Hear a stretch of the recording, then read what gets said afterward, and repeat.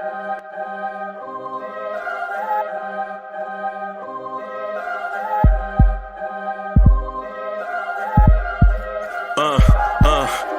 rank where the view is nothing less than phenomenal. For how I express and project from my abdominal. The only view better, both my daddy and my mama know.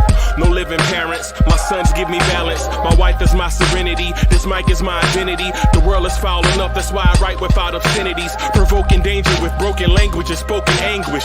Begging to get hurt, why would you ask to go through changes? Yes, Lord, life's a chessboard, master the angles. Control the tempo, be the one who holds the info. Acknowledge is just as deadly as machete swings. When spoken, the truth is as potent as that Medellin. While others swear the style is free, I just let it ring. Our time is undervalued, soldiers make us better kings. My fans on my shoulder, reaching after better things. Today I take the shot, for them I'd rather set the screen. My mama told me follow my dreams. My daddy told me get it by any means. Stand tall, make him bow to a king. But I've evolved, you can see the resolve. Look in my eyes when you speaking to God. Life and for those who we caught up in using what I was taught with the muse. I guess they call it proving I'm more than an artist. Penciling out my darkest while stenciling out a harvest. And storing what gets me from A to B just like garages. Instrumental with collages. Envision what I've been drawing. Broadway to give you rhythm like the great Lena Horne. So bent on, found comfort in the storm. Find peace and on when you see them others perform. Organized chaos, I'll cast it like hey ya.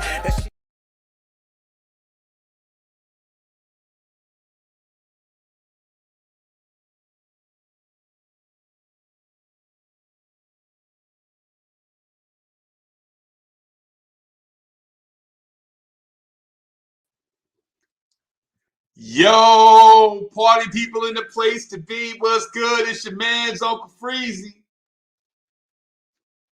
Welcome to the Knicks Morning Drive. Blue tears, orange tears, Blorange tears. Let's go. Let's go. All right.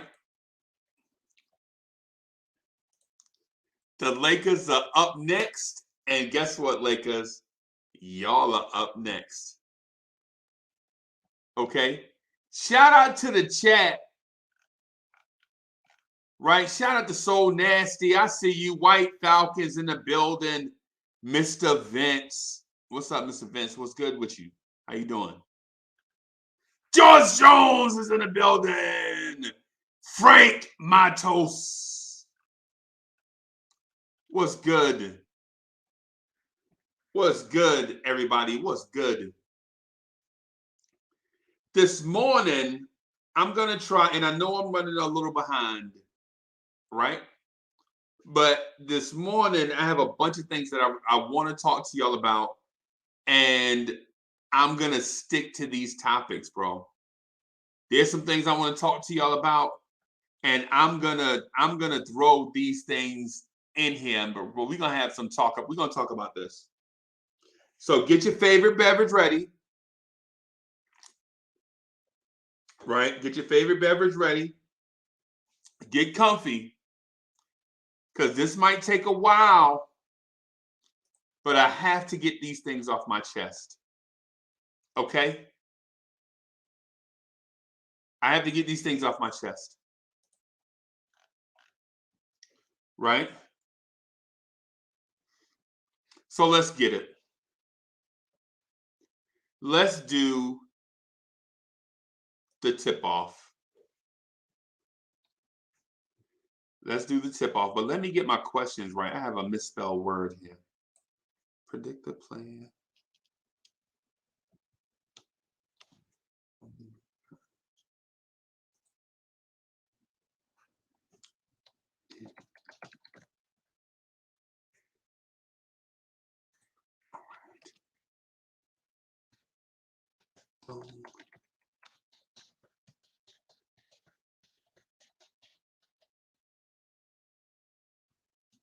All right. All right. I got 3 questions that I want to start off with. I'm going to share these questions with you first. I'm going to share these questions with you first. Come on, y'all be patient. Let me do this. Where's my tip-off thing? Where's my tip-off animation? Let's go with the tip-off. Tip off. Tip off.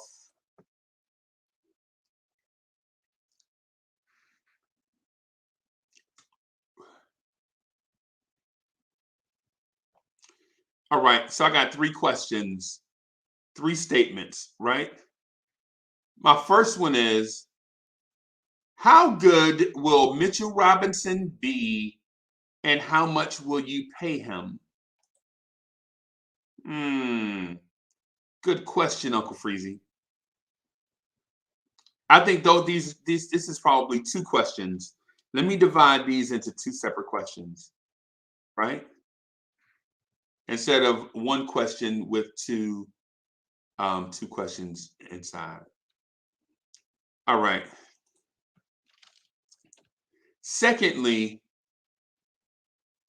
predict the player type of the young guys if they are developed fully.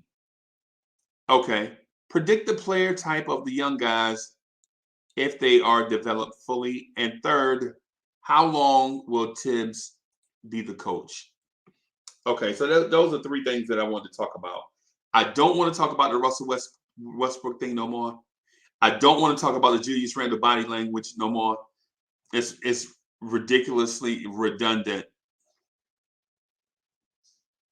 Julius Randle's attitude. I don't want to talk about that no more. Y'all can talk about that somewhere else. Right? I don't want to talk about Tibbs' rotation. Tibbs' rotations. I don't want to talk about that no more. Right? Yo, Ron is in the building still, Knicks fans, the up-and-coming star of Knicks Universe. Make sure y'all subscribe to his channel. Our goal for that channel is to have 1,000 subscribers by March 1st. Let's go. I forgot. I did tip off too early. I'm really excited about these topics, and I want to get into them. But let me do this. I gotta quote a great American poet. Prodigy. To quote the great American poet Prodigy, there's a war going on outside. No man is safe from. You can run, but you can't hide forever from these streets we done took. You walk around with your head down, scared to look. You shook, because there's no such things as halfway crooks. Give it up for Prodigy, ladies and gentlemen. Rest in peace. Let me quote the great American poet, Grand Poobah. A lot of people think this is easy as it looks. Books and books of rhyme, concepts, and hooks. Session to session, get thoughts manifested, stressing and stressing to hit the world with a blessing. Give it up for the great American poet, Grand Poobah. Ladies and gentlemen, throw your hands in the air and wave them like you just don't care. And if you got some loot and a stick of juicy fruit, somebody say, oh yeah. Let's go.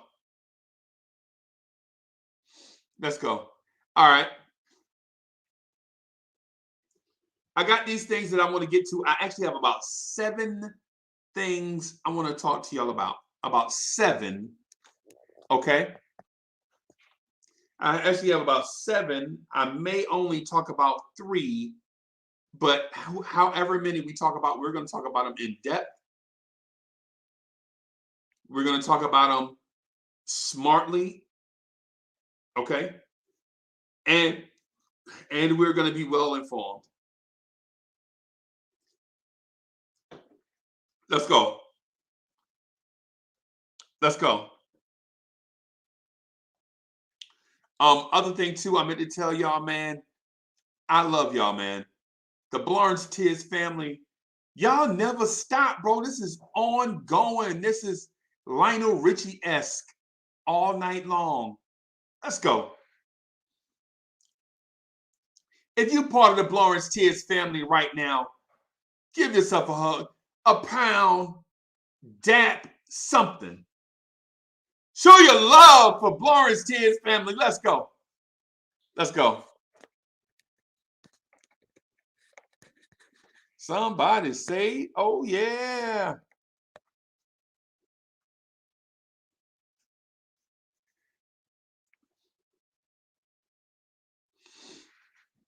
All right. Let me throw the, is throw really a word? Is throw a word? Y'all know what I'm talking about, right? Is throw a word? Is throw a word? Let me throw, or how about let me add the link to the chat. Sometimes I keep forgetting that I'm just not talking to myself. When I'm in the mirror talking to Uncle Freezy, I just speak any kind of way, right?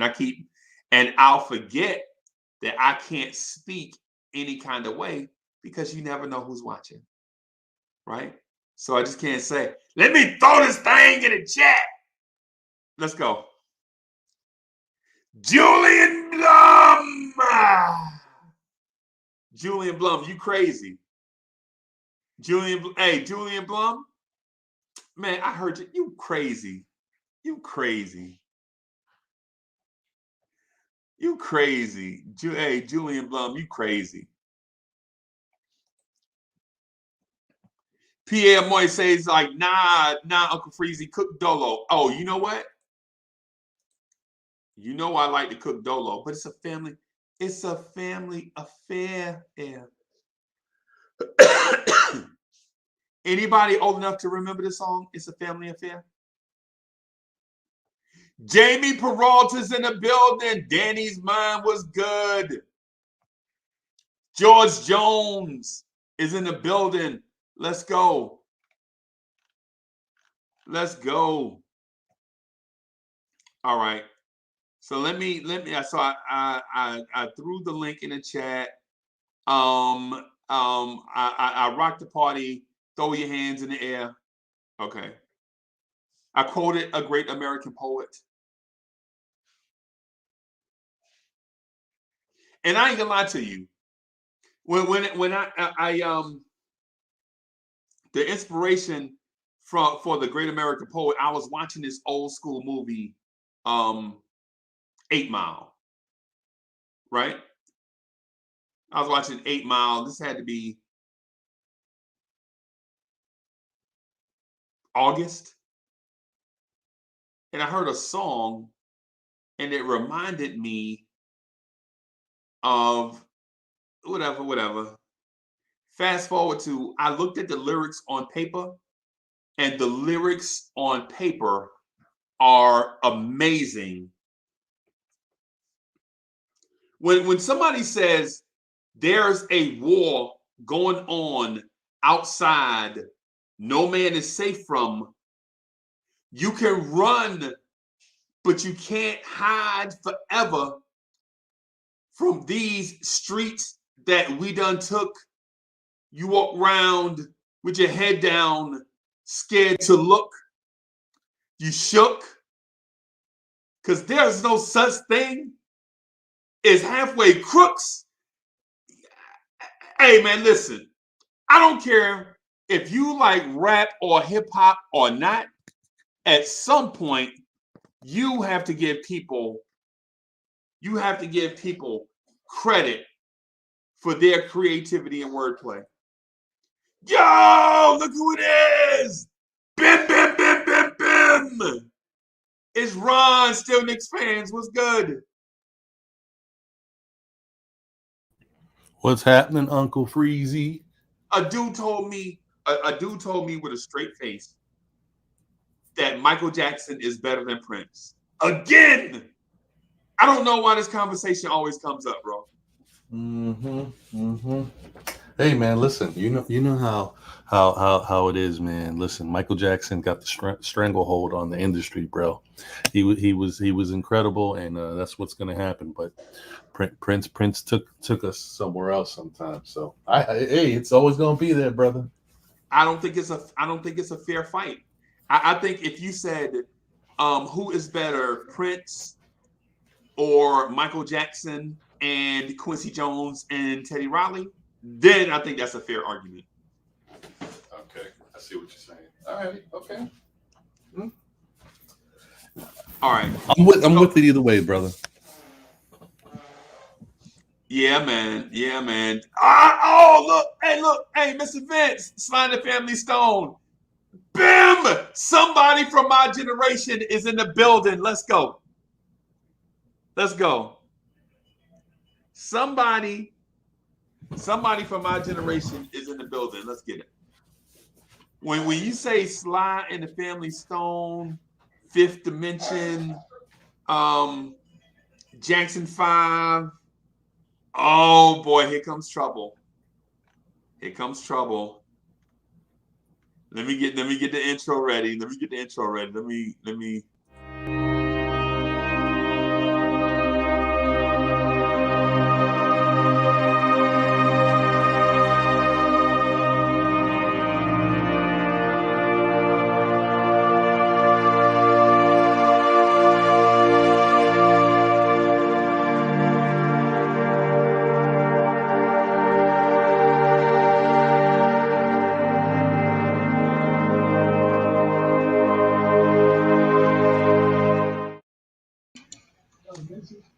Yeah,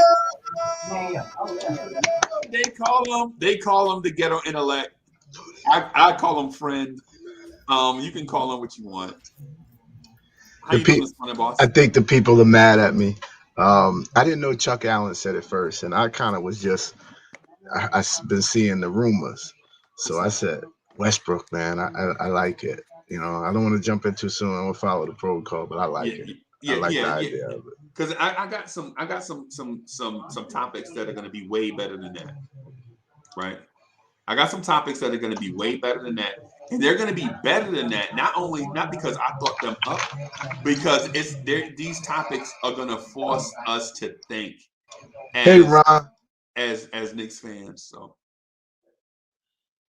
did Ron step away? He here. Stepped away. I just want to say hi to him. I didn't know if I said What's happening, GI? My bad, bro. Yo, no, that's good. I just want to make sure I said hi. Yeah, I appreciate you, bro. I don't speak to Freezy because I'm trying to figure out when I'm not with him or talking to him. I got you usually speak to someone after you leave them and come back and you say hi. I don't know when I'm not engaged with them. Pause. Oh, I hear you. Oh, geez. You opening up this realm of me to tell inappropriate jokes, bro. I got inappropriate jokes that I could tell. Because soon as you said, I don't know when I'm engaged with you, and I was just about to say, well, when I gave you the ring. You know what I'm saying? But that's something. But that's up to you. You opening up this thing, Gi. You opening up this thing. Come on. I didn't let you get there because I said pause before you. All right. So let me start. Yo, where's D Poetic at? D Poetic, stop playing. Oh, I'm sorry. His official name is D is balling. I keep forgetting I gotta call people by their screen. See, that's what. So when you say D Poetic, that's how I know he's been around before. When I saw D is balling, that's why I was saying Diz. I didn't know. Okay, so he was D Poetic, and okay. Yeah. But listen, let me get to this question, right? So here's the thing, and I talk to Knicks fans a lot offline. How good will, not how good can, but how good will Mitchell Robinson be in his prime? Right? And so here's the thing. Knicks fans, you don't know what you have. Okay? Right? I hear all the comparisons.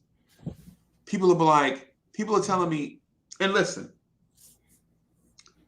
I'm constantly around a 19-year-old Knicks fan who knows nothing, right? The 19-year-old Knicks fan is like, were the Melo years really that good? And I cannot believe what I'm hearing. Bro, you can barely remember the Melo years. Wow. Right? And then Mr. Chester from New Rochelle, he lived down here with us. He like, yeah, I remember Windmill Phil. And so those are the kind of conversations I like. But here's the thing. G.I. and Ron in chat. How good will Mitchell Robinson be in his prime? Right? Remember, right now he's a baby. Right? When you look at Mitchell Robinson is the kid that barely played high school basketball at a competitive level. That's not his fault. You can't help where you're born. Right? All right? He didn't play college basketball. He went, stayed a week, left school, and trained on his own. Right? He was drafted by the Knicks in the second rounder when he should have been a first-round pick. Should have been a first-round pick. Right? Don't get this twisted. When you look at the names in front that were drafted in front of Mitchell Robinson, you look back on it, you like, yeah, Mitch should have been a first-round pick.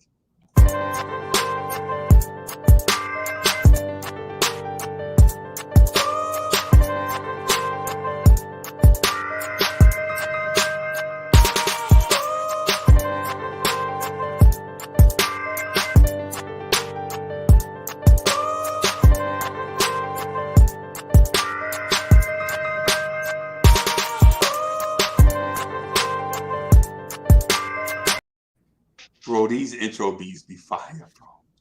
These intro beats be fire, bro. I swear, bro. These intro beats be fire. D is balling. What's good, brother? It's good, y'all. How y'all? Hey, man. I'm What great. up, D? What up? I'm great, and I have all this weird nervous energy. Why is that? Right? To burn. I don't know. Well, my Miss Mocha made me a steak and egg breakfast, which surprised me. Steak and eggs for breakfast? Wow. Wow. So she that's got it. Yeah. Bro, Did you have some Welch's grape with it? A T-bone steak, cheese, eggs, and Welch's grape. There you go. That's how you do it, right? Johnny Bravo. So here's the thing. I'm just to get just. How you doing, bro?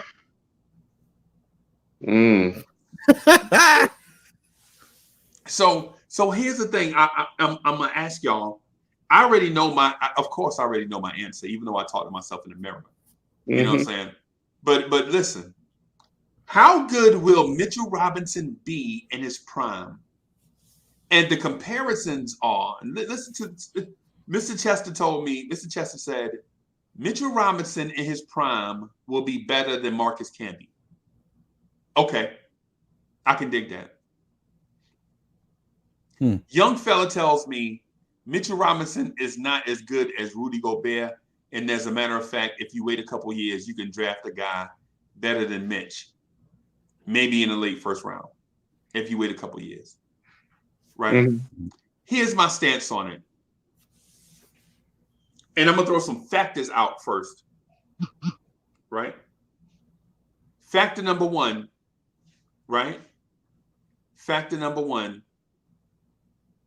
Mitchell Robinson has played for 3 different head coaches already in 4 years. The head coach he's got right now is the best out of that bunch, right? But the 2 coaches prior, or is it 4 coaches? Is it 4 coaches? It might be 4 coaches. Okay. Because I'm sorry, Ryan. Huh. No. You got me thinking. Hold on. Yeah, continue. My fault. Here's the thing. The 4 different coaches, 3 different coaches thing, I know people are like, well, when it happens, the NBA is a business. Nah. These guys come in with their own vision of what this kid is going to be, and they put him on that path to be that until they get fired, and then the next guy comes in and puts him on the path of the vision that they want him to be. So there's like a constant reset of what you want this guy to be. Right. Right? All right. So take that into account. Right? And take this into account. And this is the most important part. During his entire career, he has had subpar point guard play every night. That's an understatement. Even on the point guard's best night, they don't take advantage of what a 7 foot tall athletic freak with size can do. Okay? They don't take advantage of what he can do. So not only does he not capitalize and grow in confidence, he doesn't learn what his skill set or what advantages he can take advantage of in the NBA because of his skill set. Right? Mm-hmm. So not only has his development been hampered, slowed, probably stunted, but the lack of point guard to get him confidence also stunted his growth. Right? Right?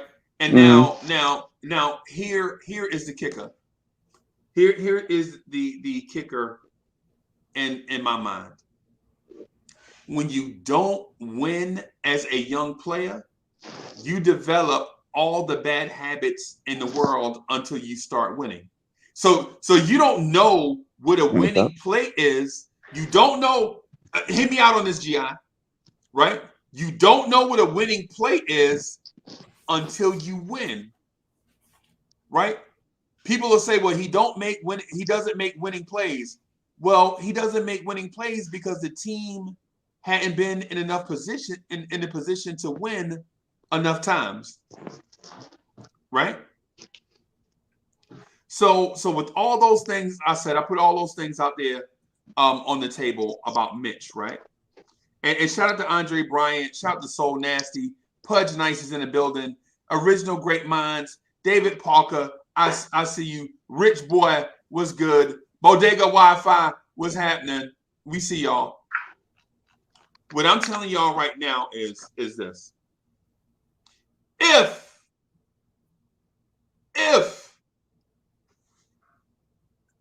Mitchell Robinson is able to stay on the course that he's on currently, right? And you get him a point guard, right?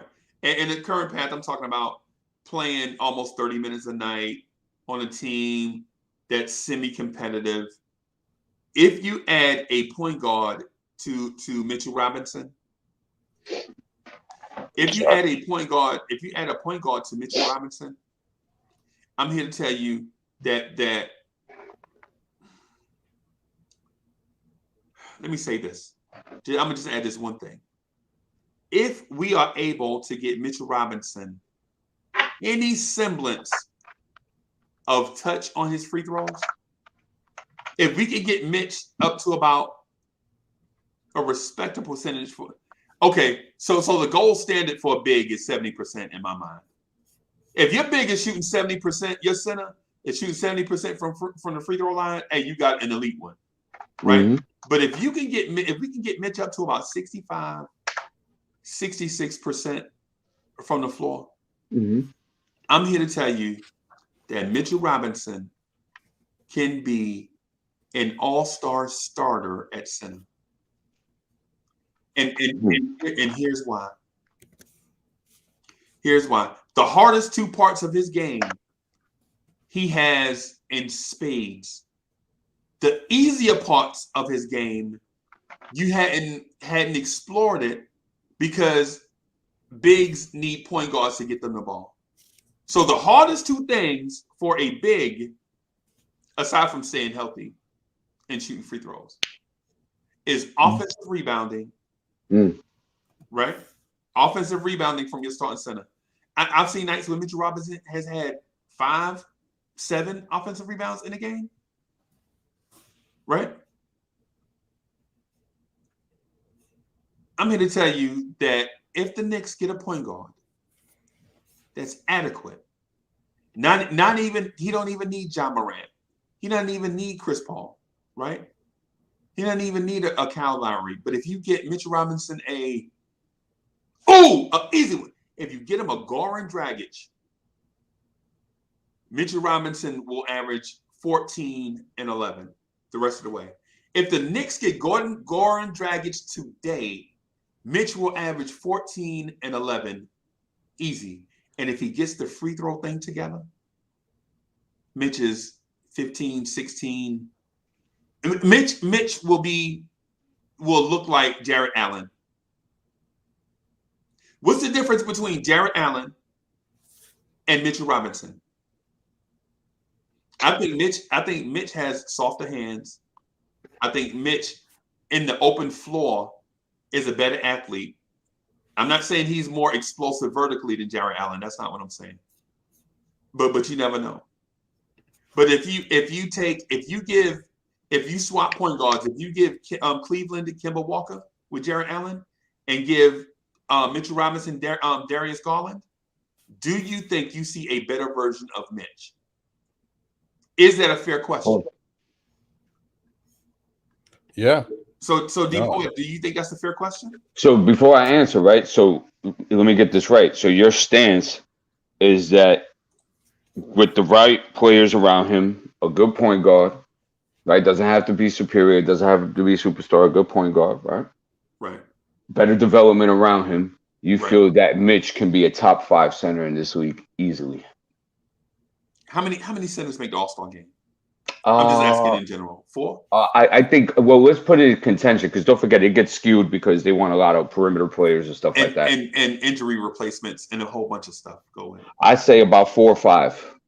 Yes. 4, 5, or 6. So I think he can fit. So you're thinking he could fit within that. Not barely making it, like not the doorknob hitting him in the back. I'm talking about he's comfortably in that conversation. Okay. Right? Yeah. Of course, he's not going to be Joel Embiid, right? Because Joel Embiid comes around once a generation. Mm-hmm. He's not going to be a Jokic, okay? Right. They come around once in a generation, right? But after that conversation, when you're talking about the DeAndre Aytons, when you're talking about, other centers, and yeah, I think he'd be in that conversation. So the key for Mitch is this. He's always been an efficient player. I know people want more, but efficient players on the floor with other efficient players win games, period. So he doesn't stop you from winning games. He does what it is he's doing. And I think you can only assume he has more upside. He's going to continue to get stronger. I think he'll develop one or two more moves around the rim. He ain't going to be a killer from the mid-range. He ain't going out to the 3. The only key with Mitch is how much you pay for that. I think that is the biggest piece. And that's the next question, though. That was the second question I asked. As a part of this. But he's a keeper forever at the right price. Right. So I'll wait till you get to the right price. Right. And no doubt. And so to your point, I think he is unfairly compared to other centers that put up better numbers. And here's the unfair comparison. And why is that? But okay, so people will say, well, even if he ain't Rudy Gobert, right? People are like, he ain't Rudy Gobert, but you know what though? There's a balance on the floor. Did you know Rudy Gobert leads the league in dunks every season? You know why that is, right? Because he's got an amazing point guard. Because he's got a Spider Mitchell and a Mike Conley. So, but the thing is, though, people compare him because they think the grass is green on the other side. That's his problem with the Knicks, man. That's what's going on with my boy Free Key. He thought this team could win 54, but then he says, no, you can't get nobody else. It won't work. So all Knicks fans think the grass is green on the other side. Well, if you just keep it just based on Mitchell Robinson, bro, if If you just think about Mitch in a vacuum, compare him to DeAndre Ayton. They came out in the same class. One kid was highly coached up at the University of Arizona for one season, while the other one was in an empty high school gym, right? No structure. Just random people that he felt like were helping him, and they were not professional developers. Me and D Poetic would have had Mitch in the first round, right? These dudes, Mitch was sliding down the board, and Scott Perry was like, yo, we can't let him slide any further. We gotta grab him here. Because Scott Perry admitted, he was like, yo, when the pick came up, I had to decide between Alonzo Trier, who would pop. We was looking at DeAndre Ayton, and we kept saying, who is this guard here playing with DeAndre Ayton? It was Alonzo Trier, right? Mm. It was like, do you get a 6'4" shooting guard or a 7 foot tall athletic freak and gamble that you can tap into his potential? And the clear, obvious answer is you gotta go get the athletic freak, because you can get 6'4" shooting guards from Walmart, right? Mm-hmm. And when I say me and D Poetic could have had Mitch in the first round, when you saw Mitch's offensive game when he first entered the league, it looked like a junior high offensive skill set, right? It looked like he in the dribble handoffs, he didn't dribble. It was just a handoff, right? You can't even execute a DHO. You can't even, when you get in the league and you get the ball at the top of the key, you don't even look at the rim. Mm. You don't even look at the threat. You as a threat offensively means when you get it, you at least threaten the defender by looking to score or looking to make a play. He did none of that and still don't on some nights. The one night I saw Mitchell Robinson actually look at the rim, and he was like, holy crap! He just took off and dribbled and dunked it from the free throw line, on 3-point line. I don't know if y'all saw that play or not. Did y'all see the play where Mitch took off from the 3-point line and dribbled and dunked? Of course. All right, let me bring my guy in here just real quick.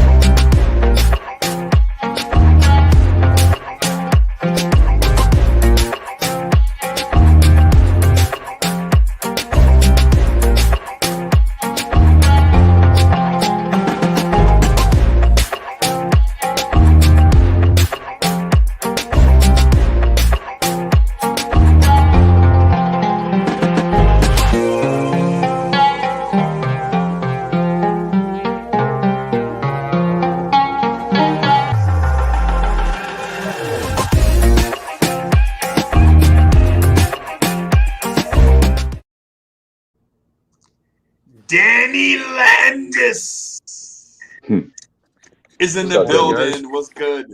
So. Thank you, Uncle Freezy. Good What's morning. good, boss? Yo, the video editing on this joint went from MS Paint to Adobe Super Adobe, man. Wow. We trying to do a little something around here. I'm like, is this a new one? Because I don't remember this one. I mean, I thought I saw them all. I'm ready to sip a Mai Tai or something, get my vacation on.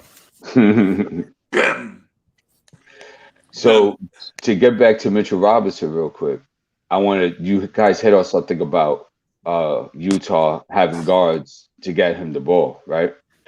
How about this one? You know what, Rudy Gobert, they just look for him. It doesn't even matter who it is. Right. You see? So let me show you something. Our bigs on this team, so that's Mitchell Robinson, Nerlens Noel, and Taj Gibson, are at the bottom of the league in their position and ball usage. Mm-hmm. Mm-hmm. All three of them, not just one of them. Right. Not just two of them. All three of them. Right. The centers are an afterthought in the offense. Yep. So, Depoy, you see what I'm getting at, right? Just two easy baskets a game takes Mitchell Robinson from about the 28th best center in the game to top 10 easy. Just two easy looks. Just two easy looks, bro. Two easy looks. Oh, go ahead, Ron. Sorry. I had a quick question. I don't think I remember this ever happening, but I was wondering, do you guys ever remember? I don't think so. Did Mitch ever play in the G League or what it was called back in 2018? Because I don't think he ever went to the. No. Right. Yeah, they never gave him a shot to work on certain things, in the G League or whatever, like his offensive game that he could. Yeah, that's interesting. Right. And also in that conversation of touches, bro, I think you can add Obi Toppin in that too. When you get a point guard, you're gonna see a different Obi Toppin. But anyway, I'm talking about Mitch right now. Right. So what will Mitch? Let me read the question verbatim. How good will Mitchell Robinson be in his prime? And the second question is, how much would you pay him when the time comes? All right, so question number one, I guess y'all can clearly see I'm high on Mitchell Robinson, right? I'm high on Mitchell Robinson, and it's because I saw DeAndre Ayton, who's the same age, the same draft class, have everything at his disposal. Great college coach, great college, great competition, great lot. Man, listen, DeAndre Ayton played in live games. Mitchell Robinson didn't. Give you an example. If Mitchell Robinson had gone to Duke, okay, this conversation is entirely, we may not have Mitchell Robinson. Right? If Mitchell Robinson had gone to Duke, played one season under Coach K, and then came out, as raw as he is, he's still a top 20 pick. Right? Because for one, all right, so Duke's name carries cachet. Two, Duke plays a lot of high-level competition, and Mitchell Robinson gets exposure. Not only his name, but in competition. Right? And three, just, well, you know what? I'll put 2 and 3 together. So let's just leave it at 2. Right? Right. So how good can Mitchell Robinson be? Right? Do I believe he will still shoot over 75% from the floor? No. I think that's impossible to have. You can't have it both ways. But high 60s, yes. Maybe 70, yes. Right? Because the more attention that you draw to yourself, the more you get what I'm saying. The more attention you draw to yourself, the more the defense pay you some attention. So what I'm gonna say is Mitchell Robinson is probably gonna be, with a great point guard, a top 5 center, Knicks center of all time. Yeah, if he stays. Right. Okay. So state the question again, and then let's see this question that you talk about Mitchell Robinson. State the question. It's 2 parts now. Is how good will Mitchell Robinson be in his prime? And when the time comes, how much will you pay Mitchell Robinson? Okay, but it's the 2-parter, so let's take care of one at a time. Okay. So Ron, what do you think, bro? So the first part of how good Mitchell Robinson can be. Not can be, but will be. Oh, will be. Oh, well, will be. Okay. So, I mean, I guess my whole thing is I don't know. It's tough for me to read tips because I don't know. When you said the question, I started to think about good centers underneath Tibbs and how they played. But then I thought about, okay, obviously we know what Cat was, but I don't really want to judge him. I want to look at Noah. And Noah was a center that was given free reign, and he was allowed to do, because he was a hustle guy. He did so much on defense. He was allowed to take liberties on offense. So, and that was on the tip. So if that's the case, I can say that if Tibbs feels comfortable with what Mitch is doing, I think he'll give him similar liberties. So, all right, and I'm thinking Mitch can definitely be one of the best centers ever for the New York Knicks, and I think he can be a perennial all-star, because if you have a good skill set and play solid NBA defense, you can really be a perennial all-star in the NBA. And that's why I think you make a good point, Freezy. I think Mitch definitely can do that. The only thing that I would say with regards to Mitch is that I need him to be able to continue to work on his offensive game and work on his free throw shooting. Because one thing I noticed about Mitch in his first couple seasons, he wasn't a great free throw shooter by any means, but he was around 60%. Mm-hmm. And since he's put on the extra weight, the extra muscle in his arms, the ball is a lot lighter to him. So sometimes he has to control himself. He throws it at the rim instead of actually shooting it. It's Trey Boucher. You ever watch the old medieval movies where they crank up the thing, the slingshot, and then the arm go way back here and then it fling it forward real fast? Right. That's his form. Yeah. And because his forms have. Mitchell Robinson has no knees in his free throw shooting, and he makes up for it with a lot of wrist, which is weird. Oh, he doesn't have an arc either. Yeah, so that's right. Yeah, that's what I'm getting at. So with no knees and a lot of wrist, you get this flinging straight forward in a straight line at the rim, right from Mitch. Which, if we could get him to get less wrist and more fingers, right, and some knees in there, then you get a smoother, you know what I'm saying, you get a smoother free throw. You get you know what I'm saying, you get the, as opposed to the whip, right, the whip right action. And I think that's something that they can do with him now, because the last couple off seasons was more about working on Mitch for his fundamentals, being in the right positions defensively and how to be a good defensive big without getting in foul trouble. And so I think he's worked on that. I think he's improved a lot. And I know he's worked on offensive rebounding. He looks like a really good offensive rebounder.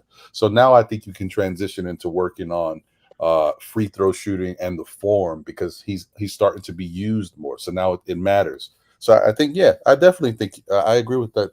I think he can be one of the better ones that we've ever had. Hey, and Ron, you know what else too? The sad thing about Mitchell Robinson's development is he suffers from that Damian Dotson thing. You remember every offseason, Damian Dotson was recovering from injury, so he couldn't develop, add other parts to his game. That's true. Yes. Every offseason, Damian Dotson was, you remember, for 2 years in a row, it was a shoulder. It was one shoulder that had him out for the season, and then the other shoulder, he played through it, but then had to have surgery in the offseason. And so Damian Dotson faced these things every season, and so he couldn't add parts to his game because he was always recovering.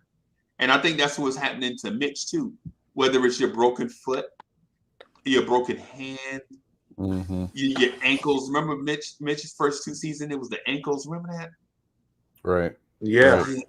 Yeah. And so, but Freezy maybe has no confidence in his offense. Maybe he's nervous about it, Does he think that's it? When you watch his press conferences, does he look like a nervous person? No way, Danny. No way. That is definitely not the issue. Absolutely not. Because I seen his videos on YouTube. He's got moves. I don't know why he doesn't use it more often, unless he's just nervous about trying that. Yeah, I don't think so either, Danny. I think maybe in the past he might have been, because he didn't, Tibbs has only been here for a short time when you think year about and a it. half. Yeah, so he was still trying to feel out. Tibbs put you in the doghouse for certain. He was still trying to feel out where his role is. But you see this year, when Mitch feels it, he's only done it maybe 3 times. But he just takes that. He makes a move. He wasn't that confident before. So I think he's much more confident now. The only thing is just that he has to feel comfortable to do the move. Like, he doesn't get the ball in the right spots in order to pull off some of the stuff he's been working on. He gets the ball down low. Everybody's collapsing on him. He can't do anything, really. He's got to try to put the ball back up. But you give the ball to Mitch in space, You might see him put it between his legs. You might see him do certain things. They just don't set him up that way. It's not even that, Ron. He doesn't even get the ball. Yeah. Well, that too. All his shots are coming from offensive rebounds. He is Right. top 5 in the league in scoring off of offensive rebound. And then if you look how many attempts he takes to that percentage of his shots that he's taken off offensive rebounds, it takes up 75 to 80%. He does not get the basketball. So we can't even see what he can do. Right. Right. Right. And So so to answer you, I want to answer your question real quick, Reese. okay, I was gonna okay. First part, we don't know because of how he's being utilized right now. He's been with the organization for 4 years. They've done absolutely nothing to help him out with his offensive game whatsoever. Right. Okay. And Mitch, if you want to put Mitch in that pot too, he could take some blame for that too, because he could go in the summer and work on a hook shot or work on an upper under or a reverse pivot or something like that. So that's on him as well. How so when he spent the past 2 seasons recovering from injury? Let's see. So that was the case last year. That was the case the year before as well. Yep. Yep. Well, I remember in that offseason, he was there were videos of him dribbling in the Y. Yeah. So You saw that, yeah. which I have no problem with that. I think a big man should work on every aspect of their game, absolutely. Right. So I'm saying that he did dedicate to that. So, my question is, did he dedicate to other things and stuff like that? We don't know that. But it's also on the organization too to make sure that he's speed tracked with certain things as well. Right. So to answer your question, I think under the right, it's circumstantial. You see, so it's like with better guard play, Right. with him being featured more, because you notice when he gets featured, you see him. He's a different guy. He's everywhere. You saw him in Memphis. Right. He got the ball a couple of times, and all of a sudden he's everywhere. Right. Because you got to reward your bigs. They're doing all the dirty work. All of it. They're giving you possessions. Yeah. Right. They're maintaining your paint presence. Right. You're grabbing your offensive rebounds. They're doing all these things for you. Setting screens. All these things. And your 3 bigs in the league on one team are at the bottom in ball usage. Yep. It's ridiculous. So He's got to stop. you- I'm sorry. I'm asking D Poetic, how good will Mitchell Robinson be in his prime, considering that the Knicks now have stability at head coach, whether you like the coach or not, he's a stable coach, right? And assuming the Knicks are going to upgrade at point guard, which seems to be the priority, right? And Mitchell Robinson stays healthy. Mm-hmm. So how good? I think under the right circumstances, I think Mitch, and I'll agree with you on this, under the right circumstances, he could easily be a top 5 big in this league. There's no discussion. Okay. That's how scary good it is, because look how limited he's being used and look how effective he still is. And I'll go over the numbers again. All right. So it sounds as if we can move on to. It sounds as if all of us believe that Mitchell Robinson will be a top 15 center. Yes. When everything goes right, with the potential to be top 6 or 7. Yes. He polishes his game more. He should stop posting up. He should watch videos of Ewing. Remember Ewing used to post up and demand the ball, his hand up in the air? He's got to start demanding the ball more. So Yeah, but Ewing was more mid-range oriented. Mitch ain't got that in his game right now. Nowhere near that. I wish he did. I wish. did I miss it? Did you get to the question of what his value is? Did I miss that? No. I'm sorry, I stepped away. That's why I was asking. I'm sorry. We just got into what he could be. Where do you think he's at? So we didn't hear your take on it, Gi. What do you think? No, I did give my take. I was the one who said we'll never get to see until he gets a real point guard. Okay. Which is why I love the name we've been throwing around recently. Because if he gets a point guard, it's going to change a lot. But here's my question, right? Evan Fournier, Alec Burks, RJ Barrett, who else? Kemba Walker, Derrick Rose have all dominantly played the backcourt or the perimeter most of their basketball career, right or wrong? Right. Right. Nobody knows how to throw a lob pass. You know, like a post lob pass where you have them sealed and you just throw like an entry post. Nobody know how to do that. Well, it's two things. It's two things you're taught from day one. First of all, when you come around the screen and you know in a screen and roll, pick and roll, whichever one you want to call it, and the big, the first thing you do is look at what the big is going to do.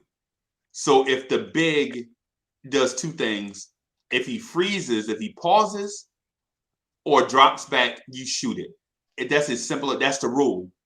That's the rule. That's going to be instinct. That's what you teach your guard. That's what you teach him instinctually, right? Mm-hmm. Right. If he pauses or if he drops back, you shoot it. Mm-hmm. Right. If he comes towards you, if he closes the space, the big man coach always says, close the space, close the gap.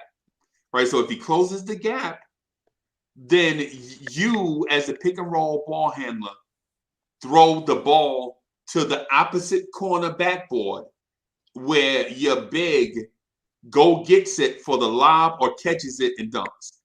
That's as basic as it gets. You teach high school kids this, right? The three options, right? The three options. There's a fourth option if the weak side defender collapses to take away the space. But then you know that you have a shooter in the corner that you kick out to, right? But we ain't talking about that. We're talking about getting your big man the ball. Yeah, now, a post-entry pass. Yeah, right. Yeah. So here's the thing. I've seen those guys that you mentioned see the big not close the space to stop the floater mid-range, and they still shoot it. Mm-hmm. They do stupid. They throw up stupid shots like floaters over the top of the guy closing the gap, as opposed to throwing that ball to the opposite corner of the backboard. And your big is supposed to know to come from the dunker spot and retrieve that and throw down the line or finish at the rim. Our guards don't do that. We don't have high level basketball IQ from the ball handler spot. And to be honest with you, it is a crime. Yep. Everybody pays for that crime. Yep. And another thing, here's another great example. Mitchell Robinson beats bigs down the court, which means he has smaller guys on him because your guards and your perimeter players are the ones back on transition. They don't even look at him. But since we play with the slowest pace in the league, they ain't even thinking about that. They thinking about getting down and getting into the offense, not getting some chippies. The other part with the guards being able to help Mitch is they have to be able to beat their man and then get a beeline to the rim and forces Mitch's man to have to jump so hard to protect the rim. That opens everything up for Mitch. We don't have those. We don't have. RJ does it the most, and you'll see him. If RJ sees Mitch's man coming to double, I got to give it to him. He'll get that ball up. Quickly does at times, especially with Obi. Quickly and Obi. So, but we need every guard to make sure Mitch is in every offensive play. That's how they can be better. Use each other for efficiency. Yeah. So you're saying that we don't have dribble penetrators. That's what you're saying. Which is why I want that guy so bad now, just to see what it would look like. He might be reckless for 2 years, but a year and a half, but who cares? This thing with Randall, man, I'm feeling bad for him. I'm feeling bad for us. Man, I don't know how things can go sour. That's like that girl you had, man. It was a great first date, boy. Just keep trying to get back to the first date. Yeah. I feel y'all, man, but I think that if we talking just about Mitch, though, if it's just about Mitch, I'm giving Mitch 5 years, $100 million. And yes, you might have to. And yes, that's more than Evan Fournier makes. But at the same time, bigs don't come out with the Mitchell Robinson type NBA gifts. Bigs nowadays at 7 foot are not you don't have guys that are not only the fastest at their position, but fastest overall. And we have a couple of guys like that. Mitchell Robinson is fast, unimpeded in a straight line. He is very fast. And to D Poetic's point, and now that I think about it, D Poetic basically just said that Mitchell Robinson beats his counterparts down the court in a sprint. And you know what our bigs do? Shoot the three, shoot a contested three. I mean, I'm not our bigs, but our guards. Our guards, right?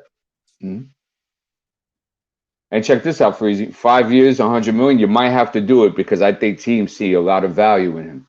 You see, Yeah. So when he's 6th in the league in Brock's, right, and he's 15th in win shares, right, and he's 10th in win shares per 48, right, and he's 2nd offensive rebound percentage, right, and you break all these stats down.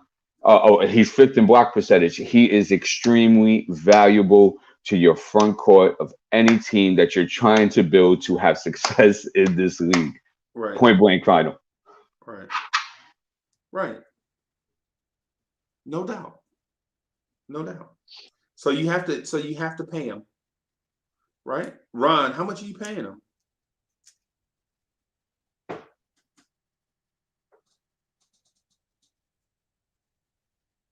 If Ron ain't ready, I'm ready. It's gonna be easy for me because D said it, and I've been saying it even for the last 2 years. We've been talking about Mitchell Robinson's salary since the 2020 season, right?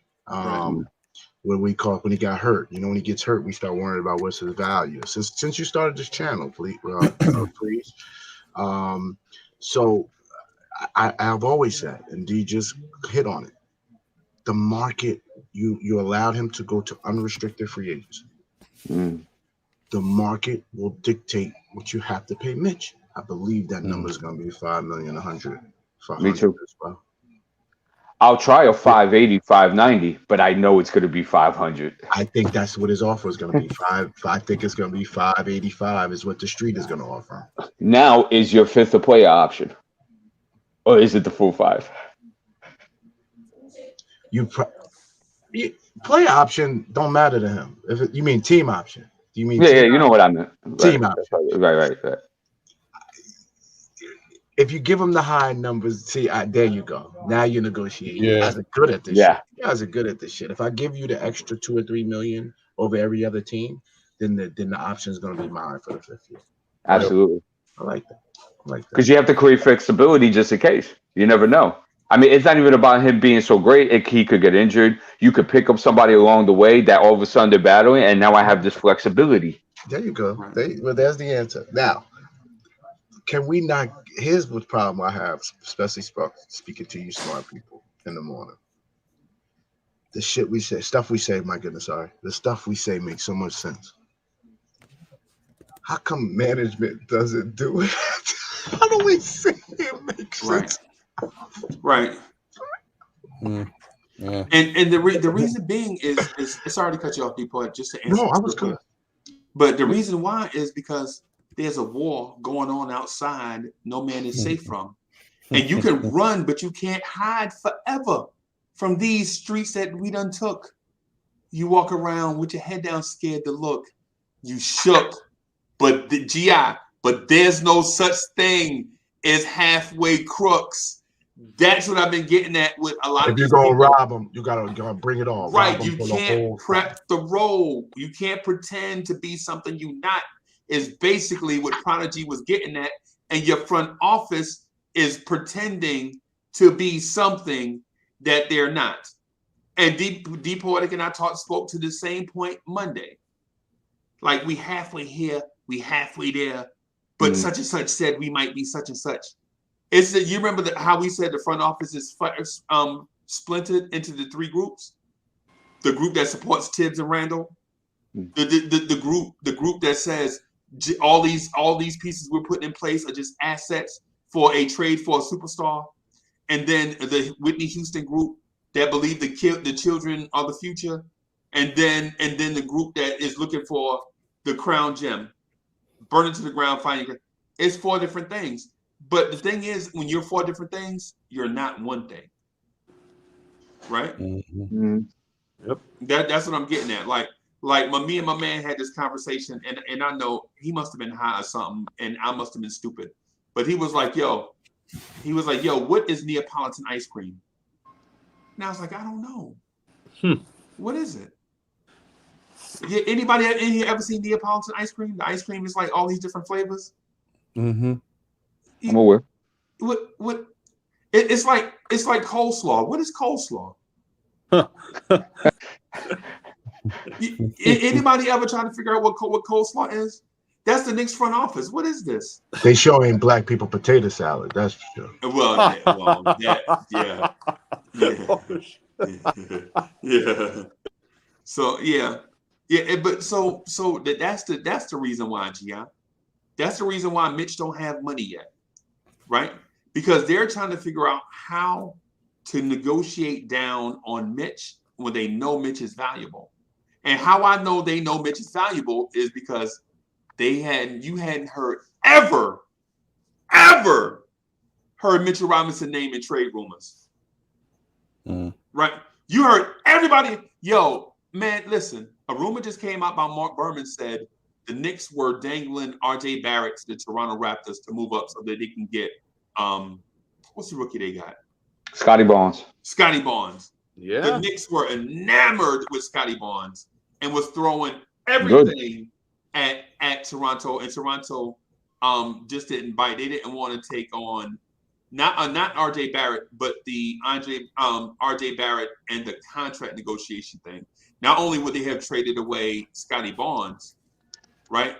But then you take on RJ, but then you got to pay him too after you done paid Siakam, OG Anunoby, and Fred VanVleet, right? So that's what scared Toronto off the RJ Barrett thing. Wow. Right? But over the course of the years since Mitch been here, you have never heard Mitchell Robinson names in trade rumors, right? That tells you that the organization values him above most. I'm gonna run and get some Blorange Tears. I'll be right back. Crazy. I agree I with just want to say, GI. What's that, Ron? Oh, and I was going to say, sorry about that. I was on a phone call when Freezy asked me that, bad timing. I just think real quick, I would do, and it's not a slight to Mitch, is his capability and what he can do. But I worry about one, that he's still injury prone. I know he's been pretty good this year. This is probably the healthiest I've seen Mitch in quite some time. Besides last year, Ron, it was the only time he had injury issues. Yeah. Significant issues, because early on he had the stupid ankle issues that would keep him out like a game or two. But right. Most players in the league have those nagging injuries going throughout the season. Especially early on. The ankle issue thing for young kids is crazy. But the other thing I worry about too, and that's why I would give Mitch 5 years, $90 million with the player option. So not a team option. I give him a player option. I don't know if that matters, but I would put the onus on him, so that he can walk away after 4 years if it don't work for him or whatever. But my whole thing is, I'm concerned about. So we talked about how good he can be if he's given more of an opportunity, made more of a focal point of the offense. My concern is if he is given more of an opportunity, if he has to carry more of that offensive load here and there, and then while still being that defensive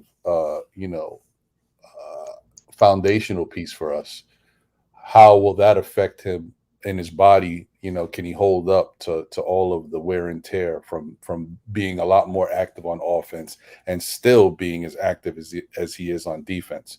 So that's just my concern. Other than that, if health is of the essence and I don't have to worry about that with him, then he's definitely worth the money, and I think Mitch can be great. But yeah, that's all I'm thinking.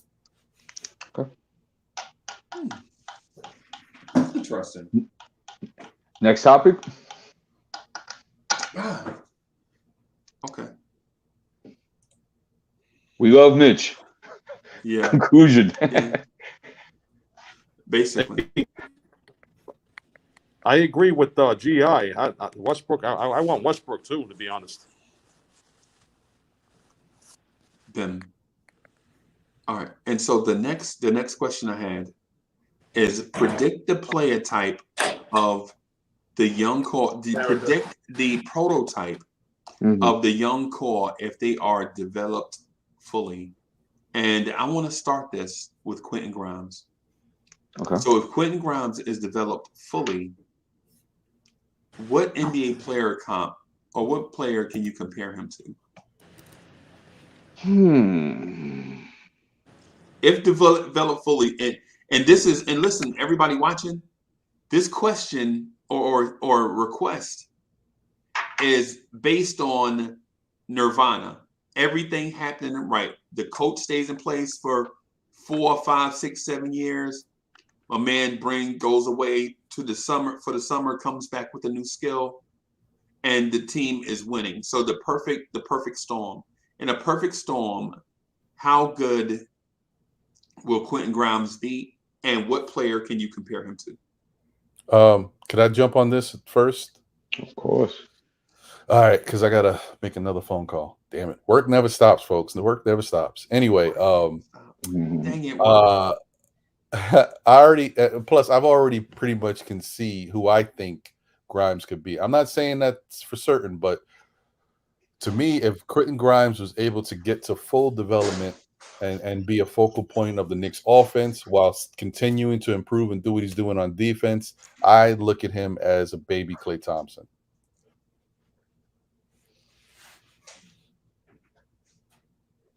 Okay. Look That's Freeze's not okay. face. And I'm saying okay as far as what he's saying, but yeah, I don't see that either. I'm telling you guys, because the thing about Quentin Grimes which makes him interesting to me is not just the fact that he has an Allen Houston type form on his jump shot. He's got a quick release, and if you get him going, he can really be explosive. It's the fact that he did come up as a point guard, and sometimes he can put the ball on the floor and do some things. We know that he struggled at certain aspects of being a point guard, and that's the reason why his game has changed and he's now a shooting guard. But it goes back to the whole thing when we got Porzingis years ago. Porzingis grew up and played basically as a point guard, and then he shot up as far as height. But that ability to put the ball on the floor allowed him some flexibility where he could do certain things on the court that you don't expect to see from a 7'3", 7'4" type big man. And I think with Quentin Grimes, you know, the fact that he used to be a point guard and knows how to dribble and put the ball on the floor. He's not great, but he has some moments where he can do some things that can surprise you.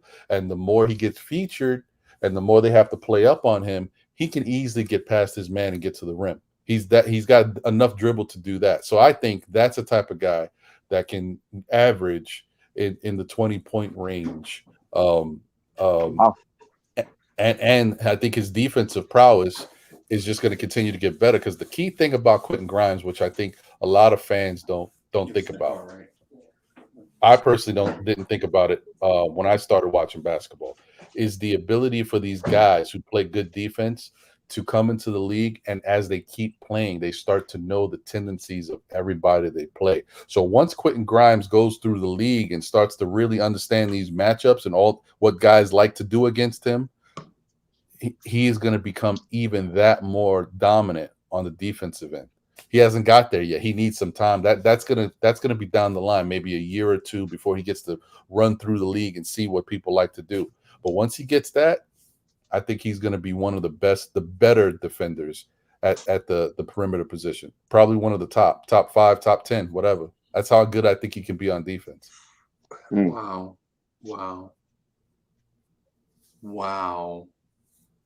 You said, wow. Okay. And keep in mind, when I say this, Freezy, I remember who Klay Thompson was when he first came into the league. So I saw what he came into the league as, and then what he turned into.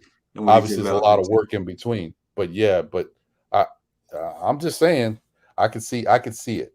I'm not saying he'll be as good as Klay Thompson, but he could be just underneath. So if Klay Thompson, say, for example, averaged 25 a game, I could see Quentin Grimes averaging 20, 21 a game. That's just a level below, but I could see that. Wow. Wow. I hope you're right. I don't know what to say. I don't. Thank y'all for coming out, folks. Let's go. I don't know what to. I don't. Yeah. Okay. And let me tell you, Pudge.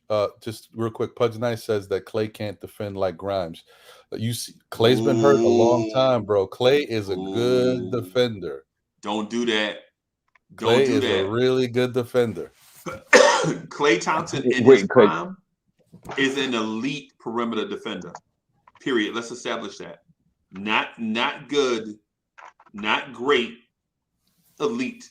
Klay Thompson in his prime was a part of a defensive unit with Draymond Green and Andre Iguodala that took you out of offensive sets and made you chuck up desperation shots at the end of a shot clock.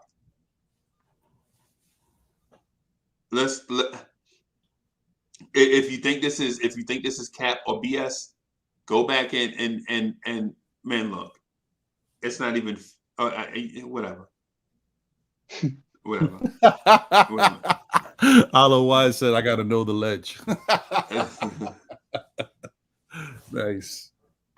Pudge Nice also said, "I've seen Kyrie kill that man in the finals." Really, Kyrie Irving is the example. Kyrie kills everybody. Right. Yeah, we can't just use outliers. Because I saw Jimmy Jackson and Jamal Mashburn give Michael Jordan and Scottie Pippen the business in Chicago. Mahmoud Abdul-Rauf murdered them. Right. I saw Jimmy Jackson ISO Michael Jordan. I legit saw Jim Jackson from Ohio State, 6'6", 220, ISO on Michael Jordan all night and finished with 30 plus. I saw in that same game, I saw Jamal Mashburn kill Scottie Pippen. And it wasn't offensive sets. It was just one offensive player going up against a great defensive player. So things happen, bro. Things happen. I mean, and at the end of the day, the defense never wins. Individual defense never wins, right? Mm-hmm. You know what I'm saying? You need team defense and scoring on the other end. But man, come on, Scottie Pippen. My top two, and I'm gonna get back to Quentin Grimes, right? But my top two greatest perimeter defenders of all time are Ben Simmons and Scottie Pippen. Period. Mm. Right? And Ben Simmons won't get credit because he's playing right now. But in about 15 years, when we look back on his career, we are going to wonder what in the world we were looking at. We're going to tell stories about Ben Simmons, how he could guard 1 through 5, switchability in any matchup, and blah, blah. But anyway. Freezy, I just wanted to say one last thing about that. I'm sorry. I just see something in the chat, and I just wanted to, because I think that's a misnomer that a lot of people say, and when you think about it, it's not necessarily true. It depends on the person. Bricks Nation mentioned something about not thinking that Grimes can be that elite type defender because he lacks athleticism and size at 6'4". Well, I will tell you, while you got guys out there like a Tony Allen who was athletic and did have a decent size before his knee injuries. Correct. Super athletic before his knee. Yes. The torn ACL in Boston, and then okay. No. You're right. But then you got other guys like, for example, Bruce Bowen. The most non-athletic guy you'll ever see. Right. And maybe he had a little decent size. Maybe he was around 6'6" or so. But how about Gary Payton? I consider him. I was just about to say the glove. Yeah, I consider him a backcourt defender. Right. No, but I mean, so is Grimes. Grimes plays the back. He plays shooting guard. Oh, good point. Yeah. Good point. I just thought he can guarded 2s and 3s and not 1s and 2s. And I know it's semantics at this point. So Right. And the other thing about Grimes is, I mean, if you didn't know how good of a defensive player that he can eventually turn into, I mean, just look, we talked about the other day, Freezy brought it up too. I mean, look at his defense when we played Milwaukee. Look at his defense on Middleton, who is a lot taller player than Quentin Grimes. Look at his defense Grimes on was giving him some Hero problems. in the Miami game. Yeah. Yeah. So D Poetic, so what do you view Quentin Grimes as if everything goes right? The total player. Okay. Just before I get into it real quick, defensive on-ball defense is your success rate is based on how well your footwork and your hips move. Yeah. Not about how athletic and how long you are. Those help. Yeah. Because there's a lot of athletic going guys in the league that can't guard a cup of water. Yeah. So keep that in mind. So to answer your question, Quentin Grimes is pretty unique in what he does. So it's very hard to get a player and compare him side by side. Like, for example, like Chris Duarte plays a lot like Devin Booker. You see, like that's an easy one. Right. Where you can't really think of Quentin. So I'll get into his comparison last.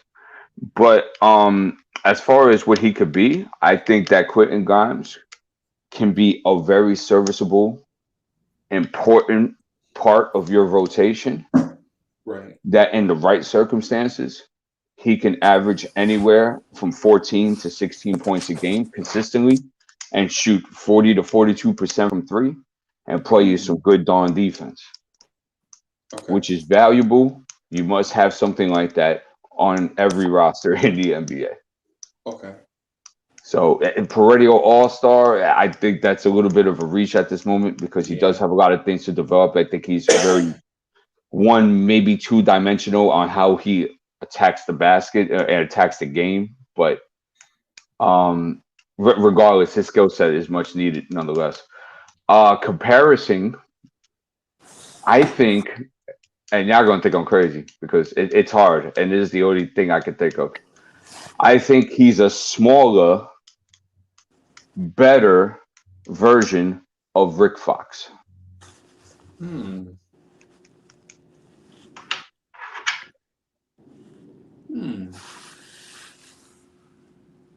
That is interesting. Rick Fox? Yeah. Sure. Yeah, of course, Grimes is smaller than Rick Fox. But their games are very similar and how they play it. And Rick Fox was not an elite perimeter defender coming out of North Carolina. He worked towards that every year and got better and better and better to the point where he was their guy. Yep. So let me bring Chuck in real quick. Let me bring Chuck with Chuck Allen. Chuck. Rick Fox was what, 6'9"?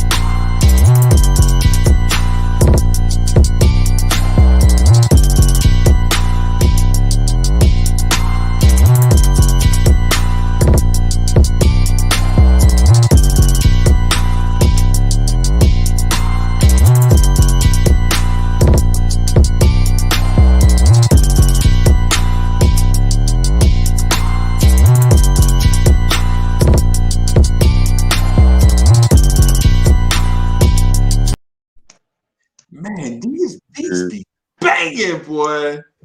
These beats be getting you in the mood, man. That went kind What's of up, long. Chuck? Yeah, Good morning, man. Unc. What's Good good morning, with you? G.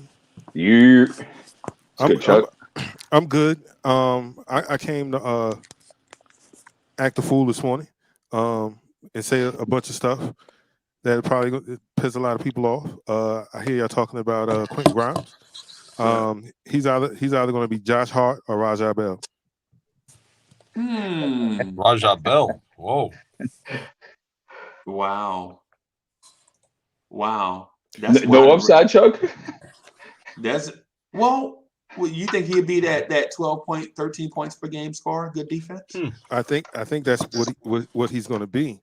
Because remember, no one knew who Rajah Bell was until the finals, and they put him on Kobe Bryant, and it was like, wait a minute, this guy got some defense, and he has a little bit of offense. Rajah Bell was solid. I don't think Quentin Grimes is going to be a superstar, but he's going to be a star. I don't think he's ever going to make a all-star game or anything like that. I think he's going to be a really, really good player, a really important piece on the team going forward. Right. I feel you. So you're saying you don't see Klay Thompson? When I'm watching Klay Thompson. Sorry, Ron.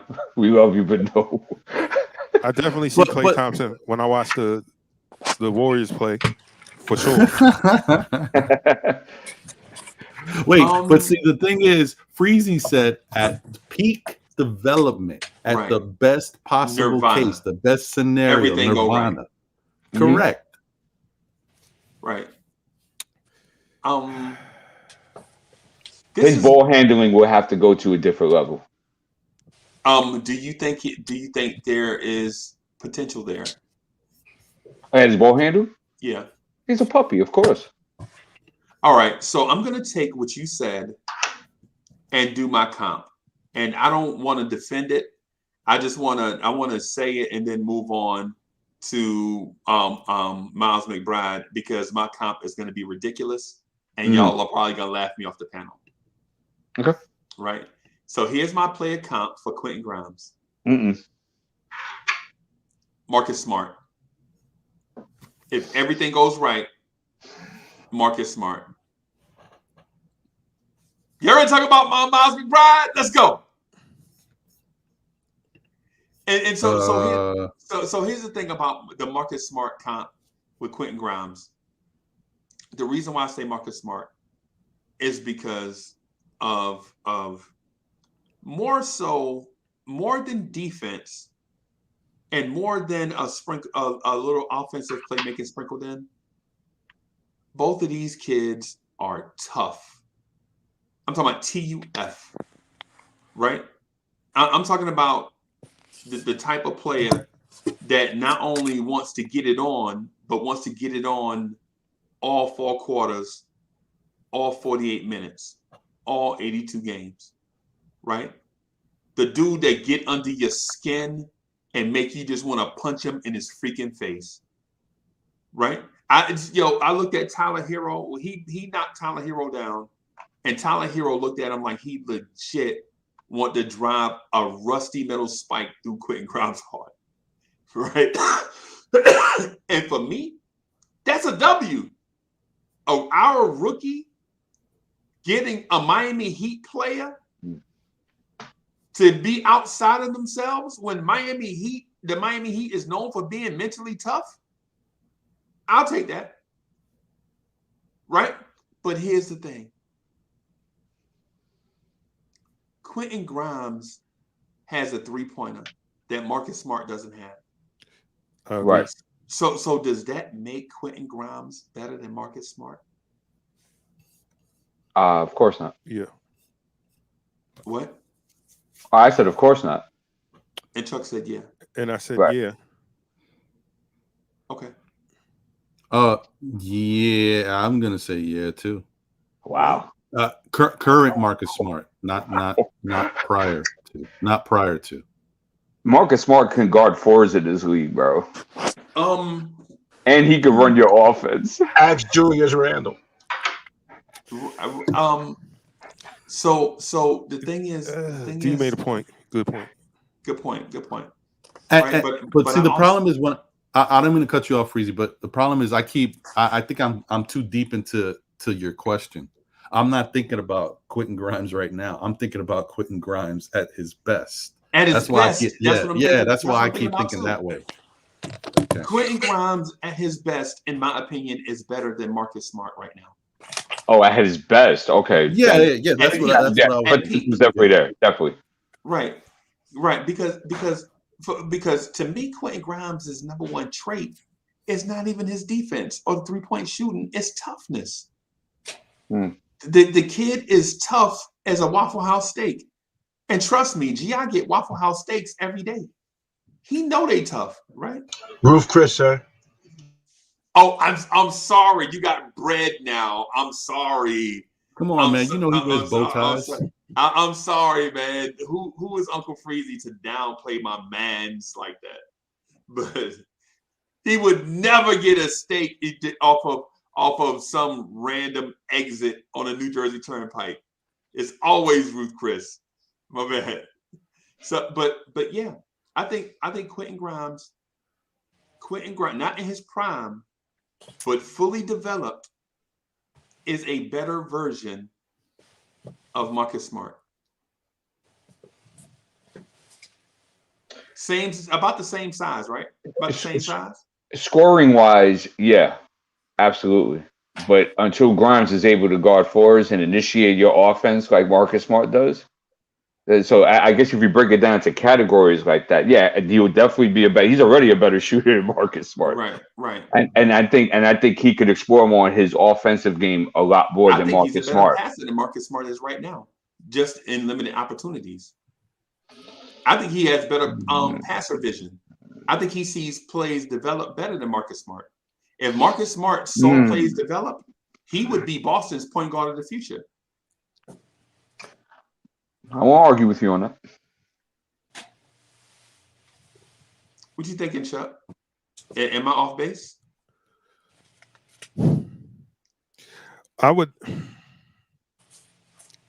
Here's the thing. I understand where D's coming from, and I agree with that point about being able to guard fours. But do you really need him to be able to guard fours? No, and he didn't say that Grimes needed to guard fours. He was like in the Marcus Smart comparison. Marcus Smart can guard fours right now, right? Easily, and not saying that he can guard fours all night. That's not what anybody's saying. Of course not. But when switched onto a switched a 4, your defense doesn't have to scramble to try to reset. I think Quentin Grimes will be okay in that situation, just on his defensive prowess. Like I think he'll be okay in that situation. So in totality, saying that he would be a better version of Marcus Smart, I can agree with that. I think at his peak, at his prime, he could definitely be that. Yeah, if fully developed, like if the handles come, right? If the handles come, because the thing with Quentin Grimes, it has never been.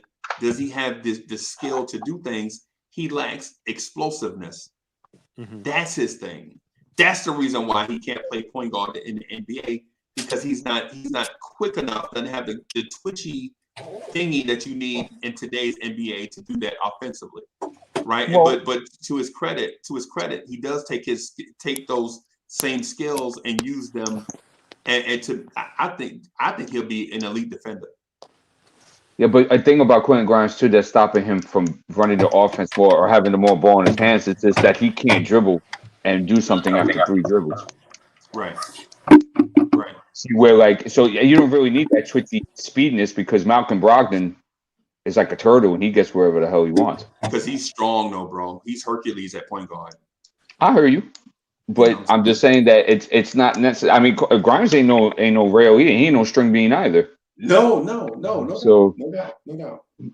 I think ball handling more is the stopper from him being able to make more plays with the basketball. And Brogdon has sneaky athleticism too. Remember, he dunked on LeBron his rookie year. Right. That's probably what sealed the Rookie of the Year thing for him. So, but moving on from Grimes, right? Let's talk about Miles McBride. Mm-hmm. If everything goes right, if everything goes right, who is Miles McBride? Y'all want me to go first? I think we'll universally agree on this, but Oh no, we won't. Because I'm about to throw the biggest monkey wrench you've ever seen in your life. Uh-oh. I'm Okay, about yeah, to sorry. throw a Home Depot size monkey wrench No, into don't. this thing. Chuck, Okay. you want to go first? If No. everything goes right, who is Miles McBride going to be? If everything goes right, Miles McBride. You know what? I got guts. Bobby Jackson. Oh. Because Bobby Jackson was a really good defender for a small guy, but he had a lot of offense, and I know people are probably like, who, what? Go back and watch when he first came in the league, and he was playing, and when he was playing out there in Sacramento, like that guy was tough. Right. I thought you was gonna say Smush Parker, but okay. Smush Parker. Smush Yeah, Parker. I'm gonna give that kid a little more credit than that. Well, you know what? We never knew what Smush was because Kobe dogged him into the ground. Yeah. So we never really got a chance to see what. Right. Well, wait till you guys hear mine. Go ahead. So Chuck said Bobby Jackson. Wow. Okay. I'll take that. All right. I'll take Bobby. Ryan, you itching to go? I am. I think this one. But I'm so serious though. We said if everything goes right. If everything goes right. Yep. Not to mention, I'm gonna look.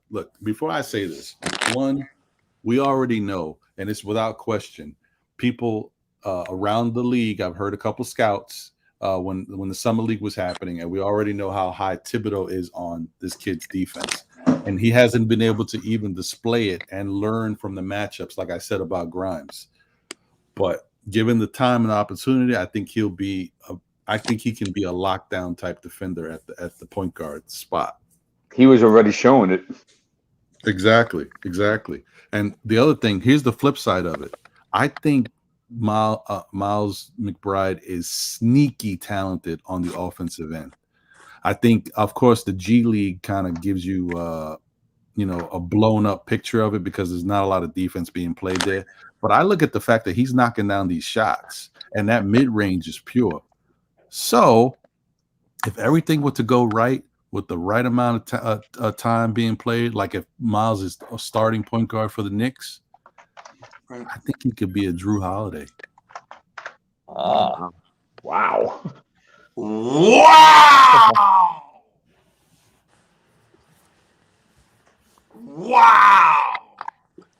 Yeah.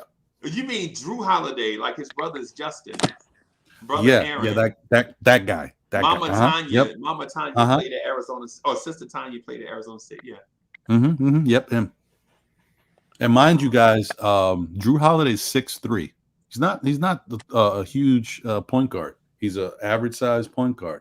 And let's not forget, Miles McBride has one of the longest wingspans of any point guard you've ever seen for his height. He can guard a lot of players that are taller than him as well. Wow. Bobby Jackson, Drew Holiday. Danny, you want to jump in and give your count? I got one for you. Okay. Gonna blow your mind. Terrell Brandon. Wow. Wow. You know, Terrell Brandon was a blur. Terrell Brandon was Sonic the Hedgehog, basically. And y'all, did anybody know that the Cleveland Cavaliers? Y'all ever heard the story about the backcourt that the Cleveland Cavaliers had, and the reason why they had to trade off pieces? They had the Cleveland Cavaliers had Mark Price, Craig Elo, right? Ron Harper, Kevin Johnson, Terrell Brandon, and Del Curry all at one time. Jeez. What year was that? What was that? That must have been at the end of Mark's career. No. This is at the beginning of everybody's career. They had Mark Jackson, Craig Elo, Kevin Johnson, Terrell Brandon, Ron Harper, and Del Curry. Wow. And the reason why they didn't keep Del Curry is because of the expansion draft. And they left Del Curry unprotected in the expansion draft, and he was selected by the Charlotte Hornets. I didn't know that. Bruh. Mark Jackson, Kevin Johnson, Terrell Brandon, Ron Harper, Del Curry, Craig Elo, all at one time. That's crazy. Yeah. That's crazy, bro. That's crazy, right? What year was that, Freezy? Wow. I can't remember. I think it's 80. I think it was 80. I can't remember. 89, 90. That's Maybe. crazy. I can't remember that. Wait, was it Mark Jackson or Mark Price? Mark Price. I'm sorry, Mark Price. Mark Price, yeah. Mark Price, yeah. Mark Price, Craig. So Mark Price and Ron Harper were the starters. Ron Harper used to have a lot of nagging injuries, right? Craig Elo played a lot, right? Kevin Johnson didn't play as much. Del Curry didn't play as much. But anyway, wow. We digress. This is what we might have going on with the Knicks right now and not even know it. But anyway. G.I., you want to say your player count for Miles McBride? Under the best circumstances, right? That's the optimal peak, nirvana. Everything goes right. Yeah. The lottery. I pause. I pay a lot of attention to the build of the player. It makes a difference. So I want to make sure that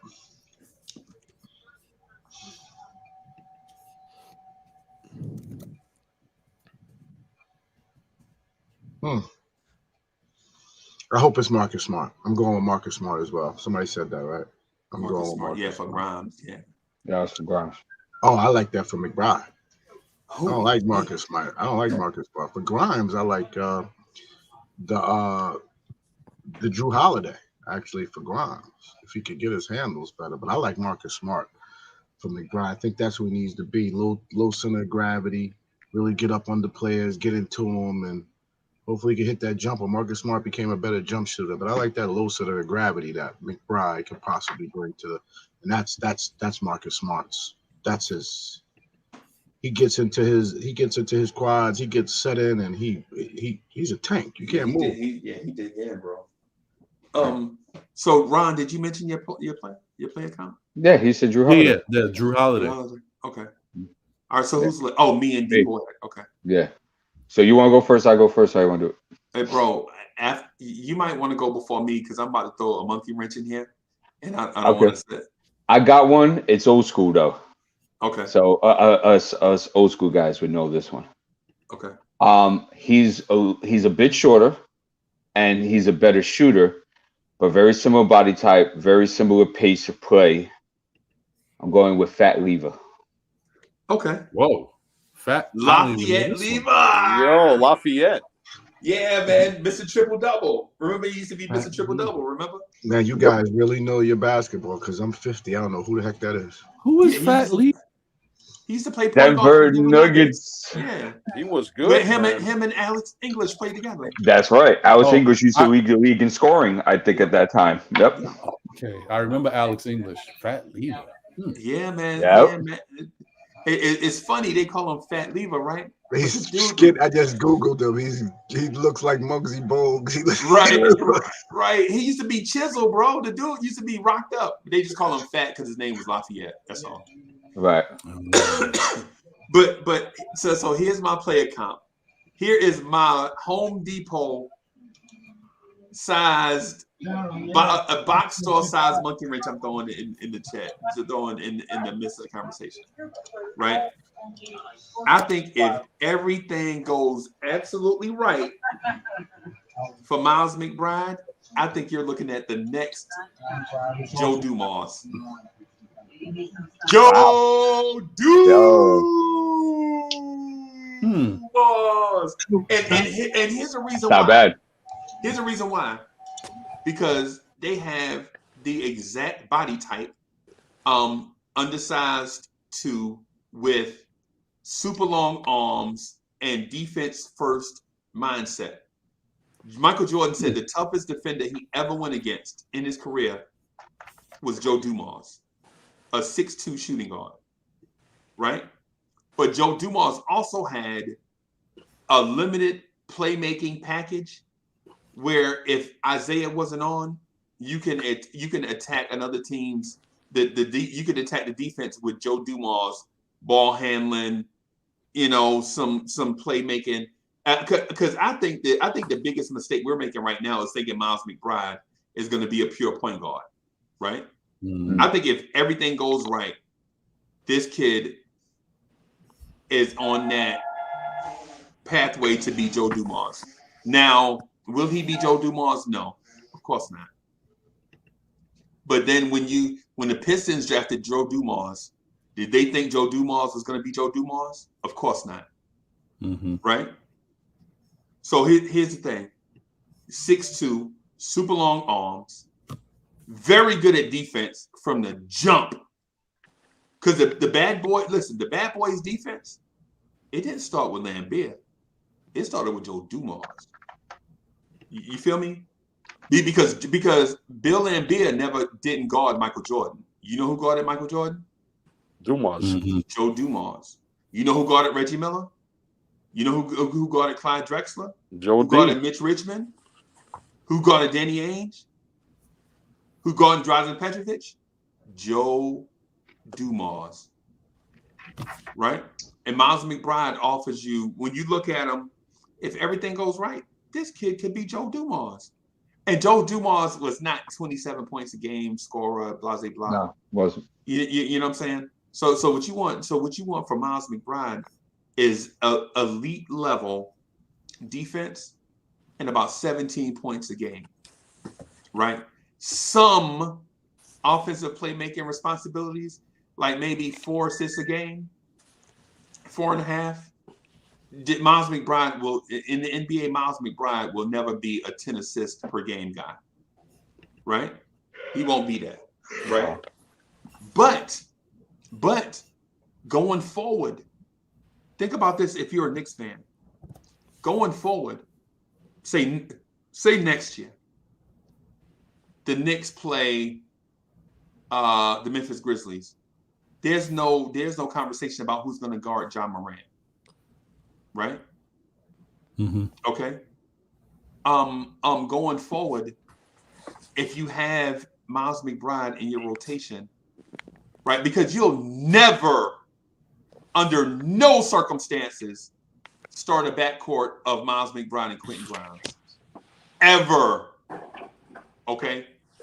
Both of these dudes are gonna be role type players. If both of them pop, one of them's still coming off the bench. Right? Because you can't play both of these guys together, right? But it answers some of your questions, like who guards Fred VanVleet now? Oh, I got somebody. you feel me? Oh, okay. Now, when it comes to Kyrie Irving's and people like that, I got somebody for them. We'll rotate, but Kyrie Irving is going to get his regardless, right? But what you want to do is have somebody that's going to lock down very good guards on a nightly basis. The Hall of Fame level guards, the only way they can only stop themselves, right? Because when Steph Curry gets hot, I don't care if you get. When Steph Curry gets hot, you can bring Gary Payton and Gary Payton Jr. to the game, and Steph Curry is still going to get his, right? It don't matter. But Miles McBride, I think, is Joe Dumars. Huh? I can see at his best, yeah. Hey, Rick V said we just making up names now. Come on, bro. Come on, man. Enjoy the conversation, man. Come on, participate, bro. No, it's educational, man. I'm sitting here like, how come you didn't know about Fats Lever, Ghetto Intellect? And I'm like, you got to go back. That's when you were a bandwagon basketball player. You were, first of all, we were out in the streets ourselves playing sports. So I just, who cared about the Denver Nuggets? If you wasn't Alice English, then you didn't know the casual fan. So let you know you guys were deep into basketball, man. And keep in mind too, there was no NBA on ESPN and TNT, and you never saw the Denver Nuggets unless they came to New York or something like that. You had to dig deep to get that deep. You've been doing your history, bro. Doing your research. And I just wanted to say that I'm not ready to rule off Miles McBride as a point guard yet in this league, because if I've seen Emmanuel Quickly get X amount of time to try to work on his game at point guard, give me that same amount of time for Miles McBride, and then I can say if he's a point guard or not. How you grunting at that, Uncle Freeze? How you grunting at that? That you got to give that as a hot take. That was a hot take. Yeah. No, his point is accurate, in my opinion. But what the disdain for that statement though is not what he said. It's about the facts that are clearly stated. Why is Quickly even getting minutes at point guard, man? Come on, let's move on. All right, I like that. Okay. All right. Good comeback. Question though. I've been hearing y'all talk about Desmond Bain a couple of years ago. Pause. Was he always built like that, or always? Yeah. He a muscle freak, B. Yeah, he was in college like this, bro. Right. Yeah. he came out the womb. So NBA, I give you a player comp. Hold on, Uncle Free, hold on. So NBA scouts saw this muscle bound kid who was they didn't think he was gonna come into the NBA and start trying to move people. Come on, that's gonna be a pick that everybody. That was one of their nitpicks. He's too top heavy to be a guard, right? Retarded. And he also has a negative wingspan. He's 6'6" with a 6'5" wingspan. I get he got baby arms. And it was just funny. I was just having this conversation with DSJ. Is that I just need ball players. I think athleticism, I think wingspan, it's overrated. How many people have athleticism and wingspan that don't pan out inside the league? I just need guys that can play basketball. Harrell? No, Harrell. The microwave from Detroit. Vinny Johnson, yes. When Harrell Miner jumped, it was like boom, right? But then, okay, Harold Miner, we need you to cut up this this defense here and get a bucket or get some. And he was like, he didn't know what to do. Go back door. He's like, what's that? I don't go that way. I don't go back door. I knew Desmond Bain was good because he could dribble, pass, and shoot. That man in TCU was in the PNR making hook skip passes to the corner on point with both hands, bro. I was like, yo, we need this guy, bro. How about the fact that how hard he is a rookie or a second-year player? Second. And took Julius Randle right out the game. Julius was trying to elbow him. He was throwing elbow. I said, we need a guy like that. How come? And guess let me think about it because you brought up Quickly. For the physical measurements, though, he's the same size as RJ Barrett, but they don't look the same size. Mm-hmm. Right, different body types. Yeah, they don't, because Desmond Bain is an ectomorph. Like the dude legit. The dude is legit gonna be big regardless. It just happens. I mean, he getting all his shirts tailored. I mean, he's not buying nothing off the rack. Yeah, man. The dude, he the type of dude that's gonna be like the tiniest ankles on the team. You look at him, you like, dang, you got the smallest ankles on the team, bro. You got the smallest waist on the team, bro. You know what I'm saying? And not looking at dudes, but y'all get what I'm saying. Anyway, let's move on to Jericho Sims. If everything goes right for Jericho Sims, what do we have? Traded player. Oh God. Oh wow. Damn. Wow. No faith. Nah, I'm just joking. I'll say it quick because I was the first one who jumped out the gate a long time ago and said this. And I don't know if people agree with me, but I just see it. If everything went right with Jericho Sims, I see him as Dwight Howard. Wow. Damn. Ooh. Dang it. Julian Blum stole my answer. God dog it.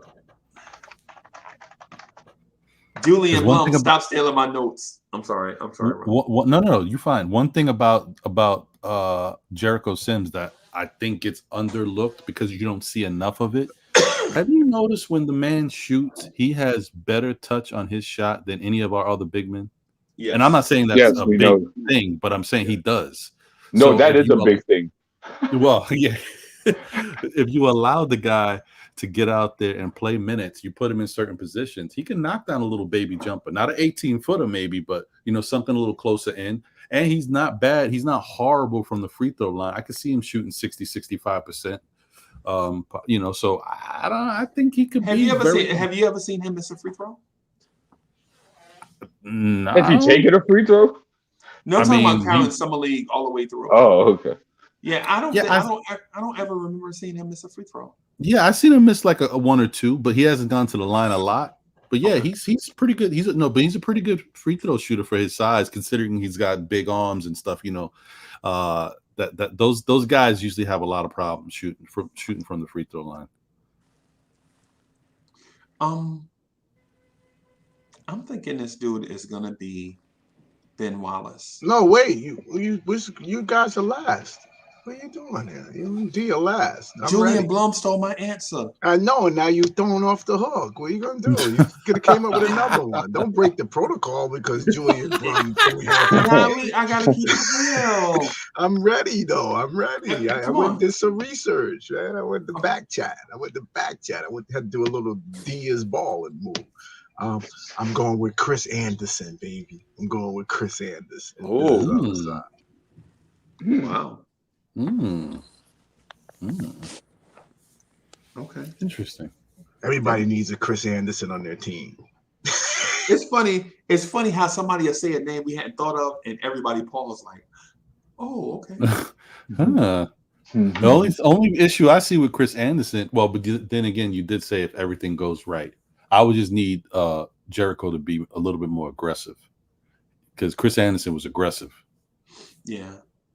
I need Jericho Sims to be on the court longer than 7 minutes for me to determine whether he can be aggressive or not. And for the entire season. 7 minutes for the entire season, Tibbs. What are you doing, man?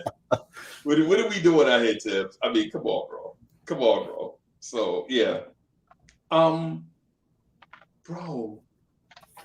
So Chuck Allen, what do you think, man? Is Chuck away? Okay. All right. Ron, who did you say? I said Dwight Howard. Dwight Howard. Okay. All right. All right. And then I said Birdman.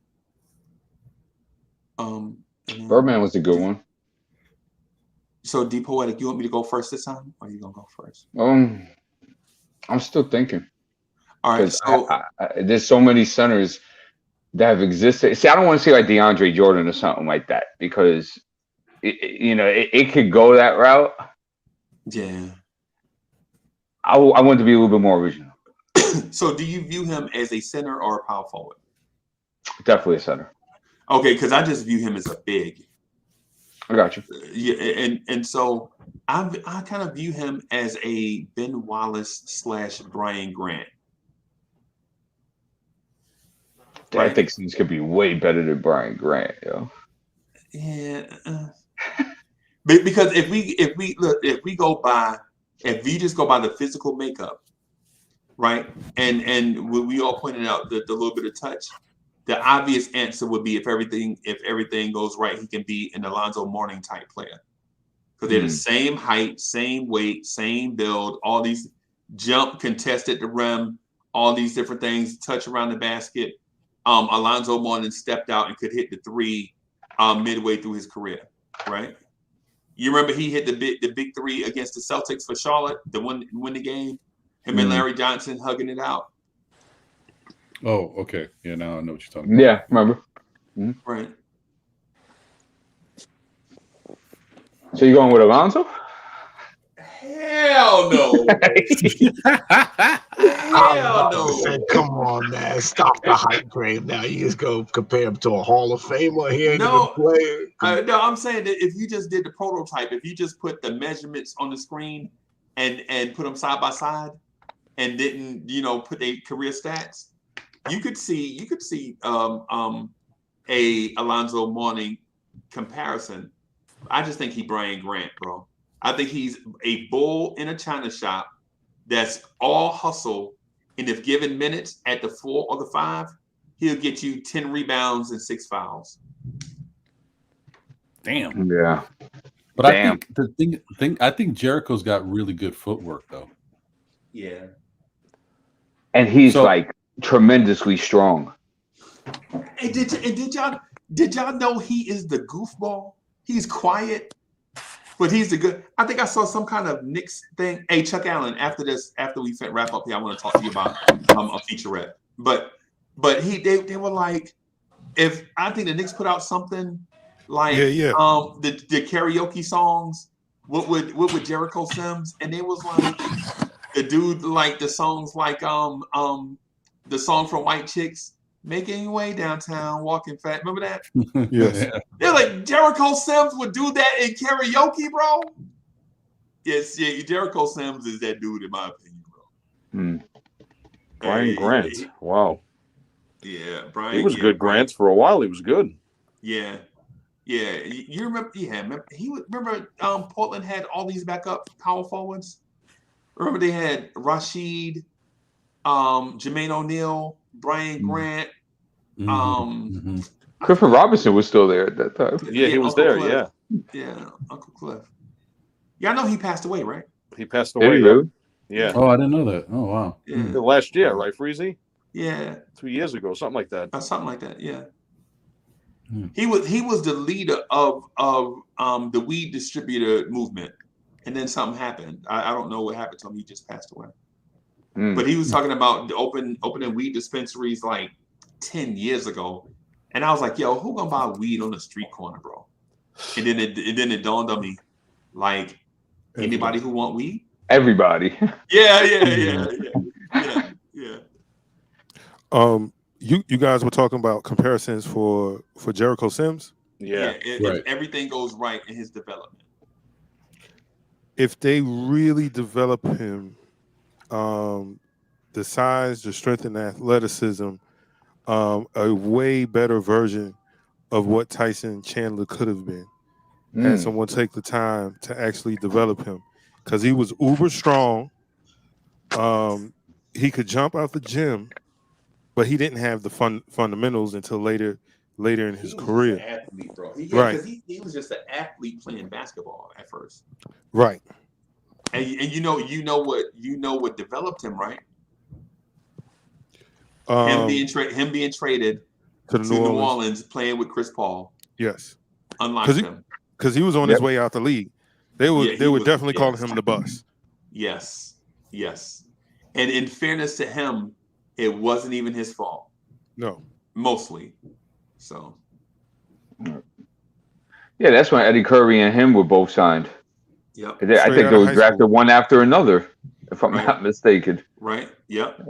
Yeah. Lamar Odom, Curry Tyson after, right? Chandler, Eddie Curry. Man, that's bad. That's bad management, man. Yeah. It's terrible. But it was a big man's league at the time, and then it's two 17, almost 18-year-old freaks of nature.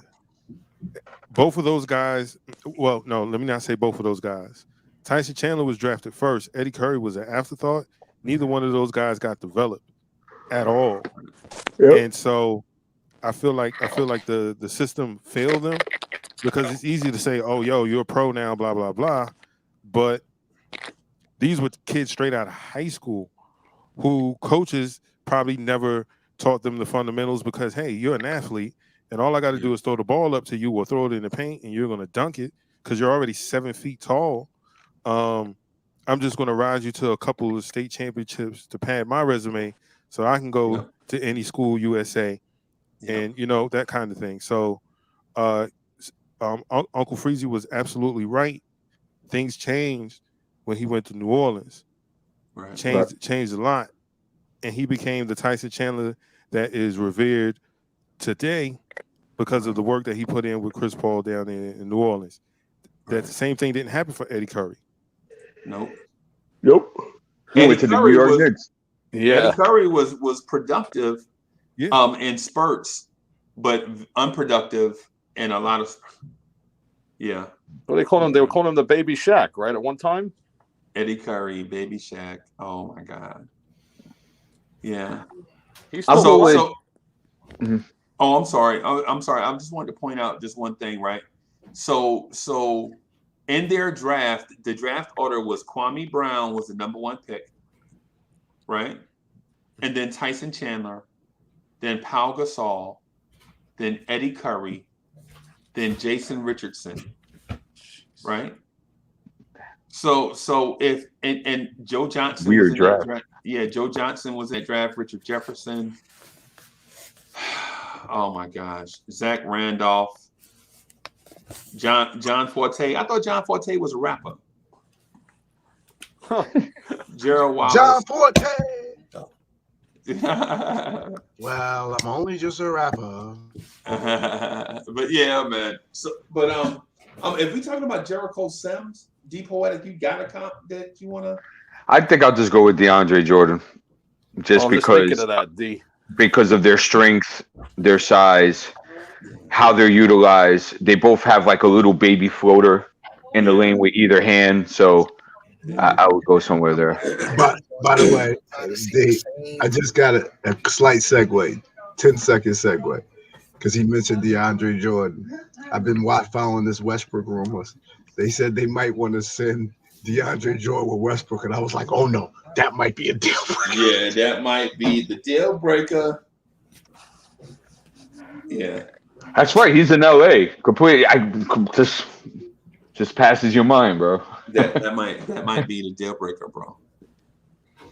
That might be. So we have enough centers that don't get the ball.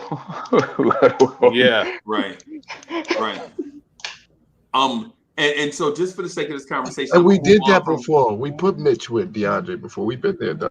Yeah. Didn't work. Yeah. Oh, yeah. Yeah, that was the before the KD Kyrie. Yeah, that was the Porzingis trade. Right. The Porzingis trade got us DeAndre Jordan. And so I'm gonna skip Rokas Jokibitis just because we don't have enough data. You know what I'm saying? It'd be completely speculation. And I just want to do one more before we talk about the state of the Knicks and maybe the Lakers, right? Breezy, I was going to tell you about Sims. I was going to compare him to Chris Dudley. Oh, I thought you said. Who said Dwight Howard? That was me. No. You're not talking about Dudley, the dead-eye shooter who could. No, that's Jared Dudley. He's talking about the big white boy that was with the New York Knicks during that Jeff Van Gundy era. Oh, the one that just used to elbow people. The one that Shaq dunked on and stepped over and put his that one. Yeah, I'm not gonna lie to you. Chris Dudley was a tough dude. He played hard. He played good. Yeah, he played hard, bro. The only thing though is he was limited. Very limited. Right. But the type of guys you want on your 10th or 11th, 12th spot of your bench. Yep. We could use him right now. Right. So let's do Cam Reddish, and then I want to jump into like the state of the Knicks, just real quick, so that everybody can cry about Julius Randle body language and Tom Thibodeau rotations, and then we'll just move on into something else, right? So if everything goes right for Cam Reddish, I think Cam Reddish is going to be Paul George. Maybe better. Maybe better than Paul George. Maybe better. That's kind of crazy. Right. I know. But so was Paul George when he went to Indiana. You know what I'm saying? When Paul George went to Indiana, they had no idea that they drafted an all-time great. Yeah, but he played 2 full seasons before he started emerging, though. Right. Exactly. So you get my point. Mm. You get what I'm getting at. right? You get what Paul George had untapped potential, right? But Paul George's thing was he was the only rookie or young player around veterans on a playoff team, so he could develop kind of as the sole young player being taught along the way with good point guard play. Who was their point guard anyway?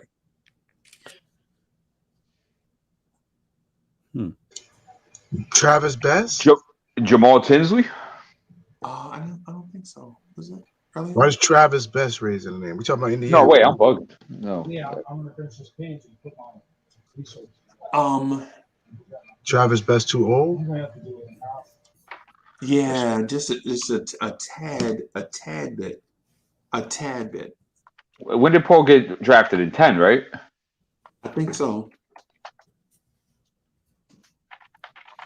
Yeah. Let's see. Yeah, What do I 10. think? Let's look at 2011. Darren Collison Oh yeah, okay. and TJ Ford. And Remember TJ TJ Ford? And he's still around too? No. No, Nah. There's He's another gone. dude. There's another dude coming off somebody's bench that reminds me of him. That's what it is. And probably George Hill. T. Williams is right. George Hill was probably there for a minute too. When did Kawhi get drafted? Because 2013, I think. Okay, yeah. So George Hill was with the Spurs. They didn't trade George Hill until so the Indiana Pacers drafted Kawhi Leonard, and the Spurs basically blew up their phone, begged them for Kawhi Leonard, and the Spurs made them give up George Hill. Y'all never heard that story? Mm-hmm. Like Popovich cried when he traded George Hill. Like George Hill was legit his favorite player of the whole time he had been there. And when he asked for George Hill, Popovich cried. Which, when you look at the curmudgeon, the old man, you like, yo, this dude don't cry for nothing. But so Ron, who do you think Cam Reddish would be if fully developed? Everything go right. Wow. You hit the lottery on him. Cam.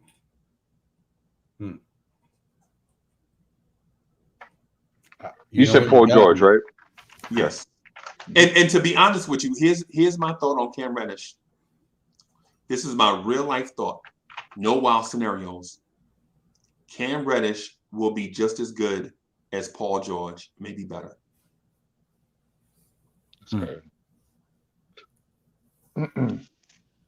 I would say maybe fully developed. Well, I mean, Perfect scenario. Yeah, like everything go right. I got people ain't gonna necessarily remember him. You guys will, but like, I would say Kendall Gill.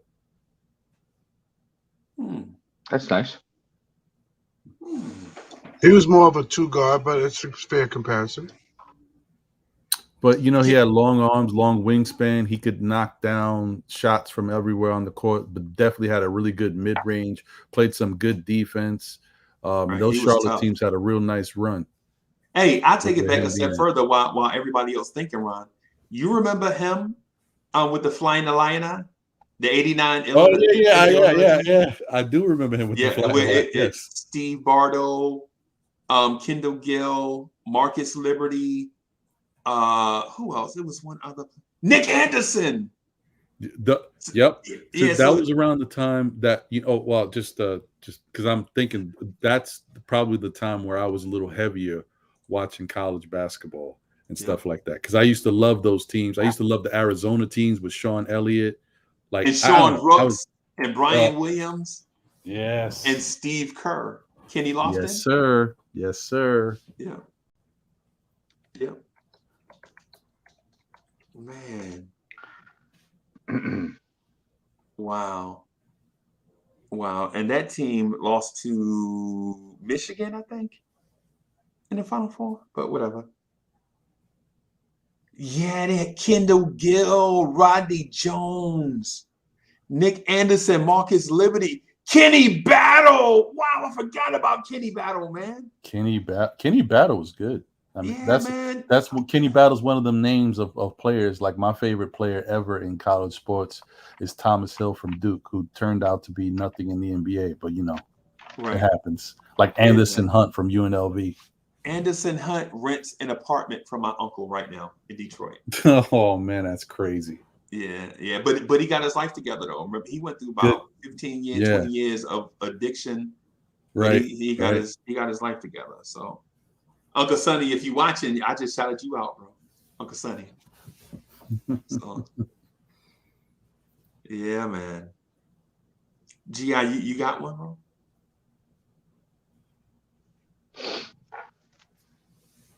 G.I. muted. No, I'm coming. I've been struggling. Here's my issue. This is what I've been looking for in the back. You guys got me doing a dance analytics, as D would say. Hey, man, you got to do it. Got to do it. If you're going to be talented, you got to do it. Here's my issue with Cam. Well, here's why I see Cam. He doesn't look like he likes to play off the ball. He gets really more. He kind of moves a little slow. So I don't know if that's going to change. So I'm trying to think of somebody who off the ball isn't effective, but on the ball is a beast. Somebody can help me with somebody like that, the 3 position. On the ball is a beast. Yeah, because maybe because he don't know the offense, but as I'm watching him with us, and even when he plays off of Trae Young, he just kind of stands around if he's not, and he doesn't cut on his own. So I wish he was more. I don't want to make him one of the slashing threes. I don't think he's going to be a slashing 3. With that ball in his hand, he's going to be special. So I can't think of nobody's name, but that's what I got. I'm going to go. I'm caught in between because Cam has like a nice smoothness to his game. Yeah.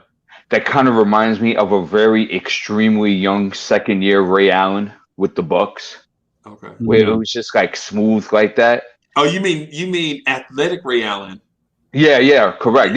See, people think of Boston. I'm talking about when he first came in the league and everything was just so smooth. You're not talking about spot up Ray Allen. No. Right. You talking about he got game Ray Allen? Yeah, we talk about Jesus Shuttlesworth. Yeah, right. Yeah, that's right. I'm thinking that, but that smoothness reminds me of it a little bit. But at the end of the day, because of the metrics, games are rather similar. I'm going to go with Steve Smith. Ooh. Damn it. That would have been a good one for me to say. Damn it. That's nice. That's a real nice, like if everything bounces right. Yeah, you would love Steve Smith. So I want to change my thing from Paul George. I want to change it. I think Cam Reddish is going to be Tracy McGrady. No. Whoa. I thought you were going too far with Paul George, and now you just jumped off the cliff. Tracy McGrady was a specimen in Toronto, and everyone was wondering why is he not starting with Vince Carter? Yo, this too could be the Michael Jordan, and Scottie Pippen of the T-Dot. Cam ain't shown that yet. Isaiah Thomas jacked that one up. By the way, keep that in mind. Yeah. Hey man. I'm gonna tell y'all this, bro. The combination of skills and size that Cam Reddish has, you don't normally see that in an NBA player, right? Foot speed. The dude is fast, but he plays his own change of pace, right? Shooting, score. All right, I'm telling y'all right now. Listen, I've been right on a lot of stuff. I've been wrong on some stuff. I've been wrong on some stuff, but I've been right on a lot of stuff, bro. And and I'm not trying to say that y'all should give me credit. But what I'm saying is at least think about what it is that I'm saying, as opposed to just assuming that what I'm saying is hot dog water, right? Listen, hot dog you water feel me? made them hot dogs taste good, Freezy. Yeah, I put vinegar in mine, bro. Just a little bit of vinegar to get that Coney Island taste. So Look yeah, at you. but I think this kid Cam Reddish. And listen, when I said Paul George, I was like, yo, there's no way this kid is not going to be better than Paul George, right? And then I thought about Tracy McGrady, and I was like, he might be just as good as Tracy McGrady. And then I was thinking like, well, who is better than Tracy McGrady? Who is better than Tracy McGrady? That 6'8", can handle the ball, pretty good athlete, right? Has a knack for clutch buckets, right? And then I was thinking about Grant Hill, but Grant Hill was a superior athlete, and Cam Reddish is not that. What do you compare to Lamar Odom? No, because Lamar Odom was. Remember, Lamar Odom was big for. He was big. He was a good athlete, but he was a big with a point guard skill set. He was super finesse around the rim. Yeah. I would say, I hope he's baseline. I would say Cam could possibly be Steven Jackson. Because if you're talking 6'8" forward that can go guard the perimeter, that was a decent athlete. He would be the baseline, but at the top of that would definitely be Tracy McGrady. I don't know. Young T Mac was amazing.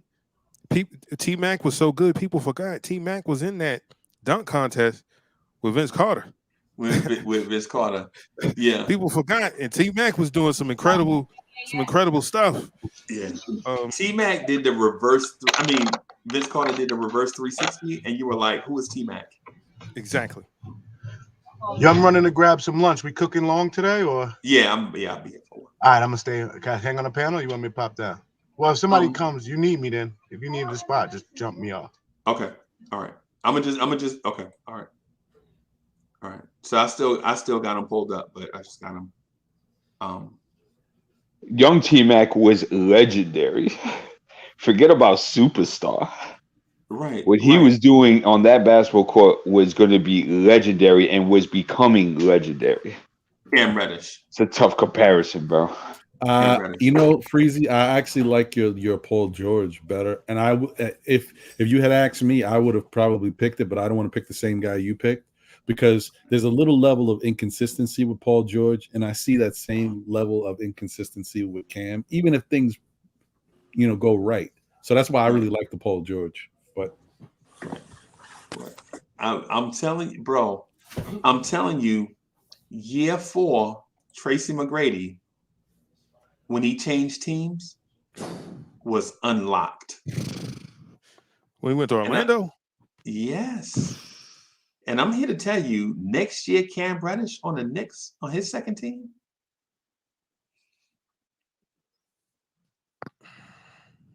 Chuck, listen, Chuck, hear me. Chuck, I'm letting it marinate. Chuck, when last year, when I predicted on this same show, I predicted the Knicks would go 42-30, and I got laughed at for 30 straight days. Right? Everybody come, Uncle Freezy on crack.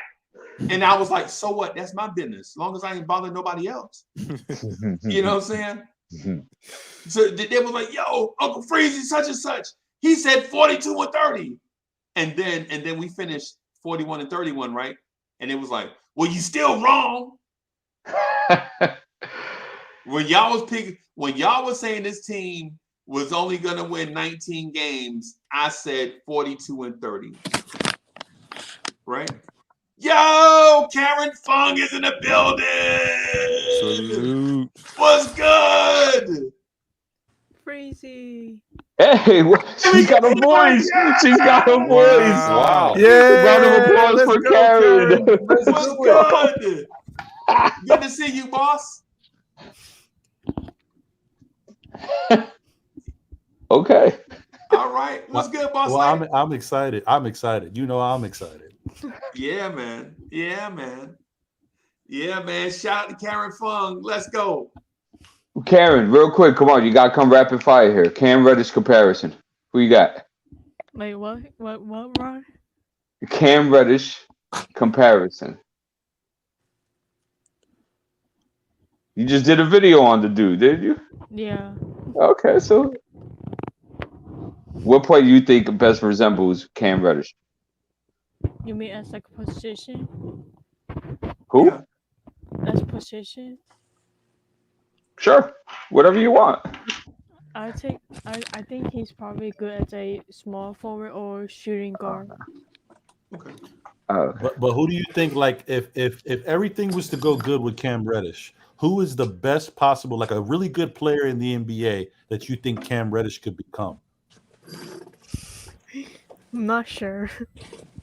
Okay, cool. Well, take some time to think about it. We can come back to you. Okay. Right. I'm here to tell you. Not sure is better than saying Tracy McGrady. Nah, bro. Hey, D, I'm telling you, bro, I'm not always right. But what I do is introduce some stuff to get you guys to think outside the box. Like last year when I said the Knicks are going to be 42-30, everybody on the panel laughed. Right? Everybody on the panel laughed. And as a matter of fact, here's another one. Last year when RJ Barrett was struggling with his shooting, I compared RJ Barrett's struggles to Donovan Mitchell's struggles, to Zach LaVine's struggles, and everybody laughed. Right? And basically I said all he needed is a season where he can just go out and play freely and not worry about the results, and he'll get on track. And that's this season right here, in my opinion. In my opinion, Cam Reddish. Okay, New York Knicks fans, get ready for a guy that might be one of the greatest Knicks of all time. Who? You better not. You better not Cam say Reddish. that. You better not No. say that. Let us know who Cam you're talking about. On in Freezy. Cumberland Hospital. He said You Cam talking about that guy? Cam Reddish. Freezy, whenever you're ready, Freezy, let me know. What? Whoever you want to talk about, do you think will be one of the greatest things? Let me know when you get there. Cam Reddish. Whenever you're ready, Freezy. Bro, I'm here to tell you.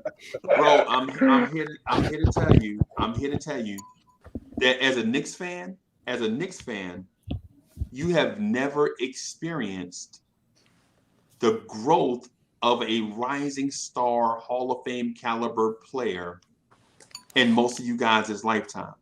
I have. Yeah, I have. Right? Was that Clyde? I saw. Yeah, I saw Clyde. Right? I saw Clyde when I was watching. When Clyde became my favorite player, he was about in year 6 or 7 of his career. But listen, I saw Patrick Ewing in his first game, and I was like, you know what? He is going to be an all-time great Knick. And everybody was like, calm down, man, calm down. Okay. And then I saw others come here. That got totally overrated, like Allen Houston. And people swear by Allen Houston. They swear Allen Houston is all-time great Knick. Right? Very overrated. Average. He wasn't overrated. He was pretty good. He averaged 20 points per game twice in his career. It was that Game 5 game winner against the Heat that put us on our championship run. The bouncer, right? Right. Sometimes it just takes a play, Freezy. Right. And you know what? And it's also the team was already good. And then you grabbed a young guy to add to that core. And then the hype became insatiable. The team was already good. Think about it. The team was already good. The team was great. And then you add Allen Houston and you took it to another level, so to speak. And so his calling card or his cachet was insatiable. But what did he do really? What did he do really? Was he a 30-point per game scorer? He was injured a lot too, Freezy. He was injured a lot. A lot. A lot, bro. I remember one game he dropped 50 something against the Lakers and Kobe Bryant one year. I forgot what year it was. I don't know if anybody remembers that. Yeah. When everybody was wearing the obsessively baggy uniforms for no reason. Yep. Everybody looked like they was wearing trash bags back then. Yeah. I'm sorry. Everybody dressed like Missy Elliott back then. For those that don't know who Missy Elliott is, she was like a R&B / Gotta work it. Let me work it. And me, I'm super fly. You know what I'm saying? Yeah. So I want Danny Landers to do a whole Missy Elliott acapella album. Right now. But D, listen, D Poetic. Listen, I'm gonna say this to you, right? Right? It's twofold. It's gonna be quick. Cam Reddish is gonna be the greatest Knicks star of this generation, right? And here's the thing. Here's the thing. It happens to other teams. How come we can't even entertain the thought of it happening to us? Is it because of PTSD? I think for me, it's a lack of evidence. Are you in your bed now? What's that, Karen? Are you in your bed? Who, Freezy? Yeah, a little bit. Freezy's always in his bag. A little bit. Let me bring in our guy right quick, Jay Boogie. Let me bring in Jay Boogie right quick. I see what you're Let's get it. Y'all be spitting with your flows, I'm just podcasting. That's right. On the air every day, I'm just podcasting. What? You don't know what that mean when I say I'm podcasting. I'm broadcasting these flows with the podcasting. Every day of my life, I'm just podcasting. Right. Share my dreams with you, me and I'm podcasting. What? You can see my vision through the podcasting. Yeah. But don't forget Jay Boogie when I'm broadcasting. What? I'm podcasting, he's podcasting. What? I've been spitting this venom since Karate Flicks. When Mr. Sims was sharing nothing but the Knicks. I guess you know by now, I seen some tough years. Now I know the reason why Freezy got them Blorange Tears. Closing things. Jay Boogie. What's going on, people? Yep. What's happening, family? What's the business? Hey, Danny, I got a cab to work this morning. Let me let you know that, man. Appreciate that, man. Let me get a cab. I sent it to you. It's on me. Shout out to all y'all great people, man. What's going on, Ron? Knicks fan forever, man. I ain't seen you in like 3 months. Nothing. What up, Jay Boogie? What's good? Jay Boogie, you know we out here What's talking going this on? positive. We talking this positive Knicks talk, man, and I know that ain't the thing to do right now. Is talk No, I positive was Knicks. listening to you. But that's what we doing right now, bro. We need Jay Boogie's words of wisdom right now. Let's see what Jay Boogie thinks about Freezy's bold prediction. Oh, he breaking up.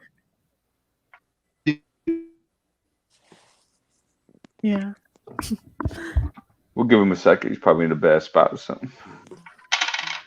Anyway, before he gets back, Karen, Freezy's bag consists of craziness, sometimes logical, good stuff, sometimes nonsense, sometimes brilliance. All this is stuffed inside the bag.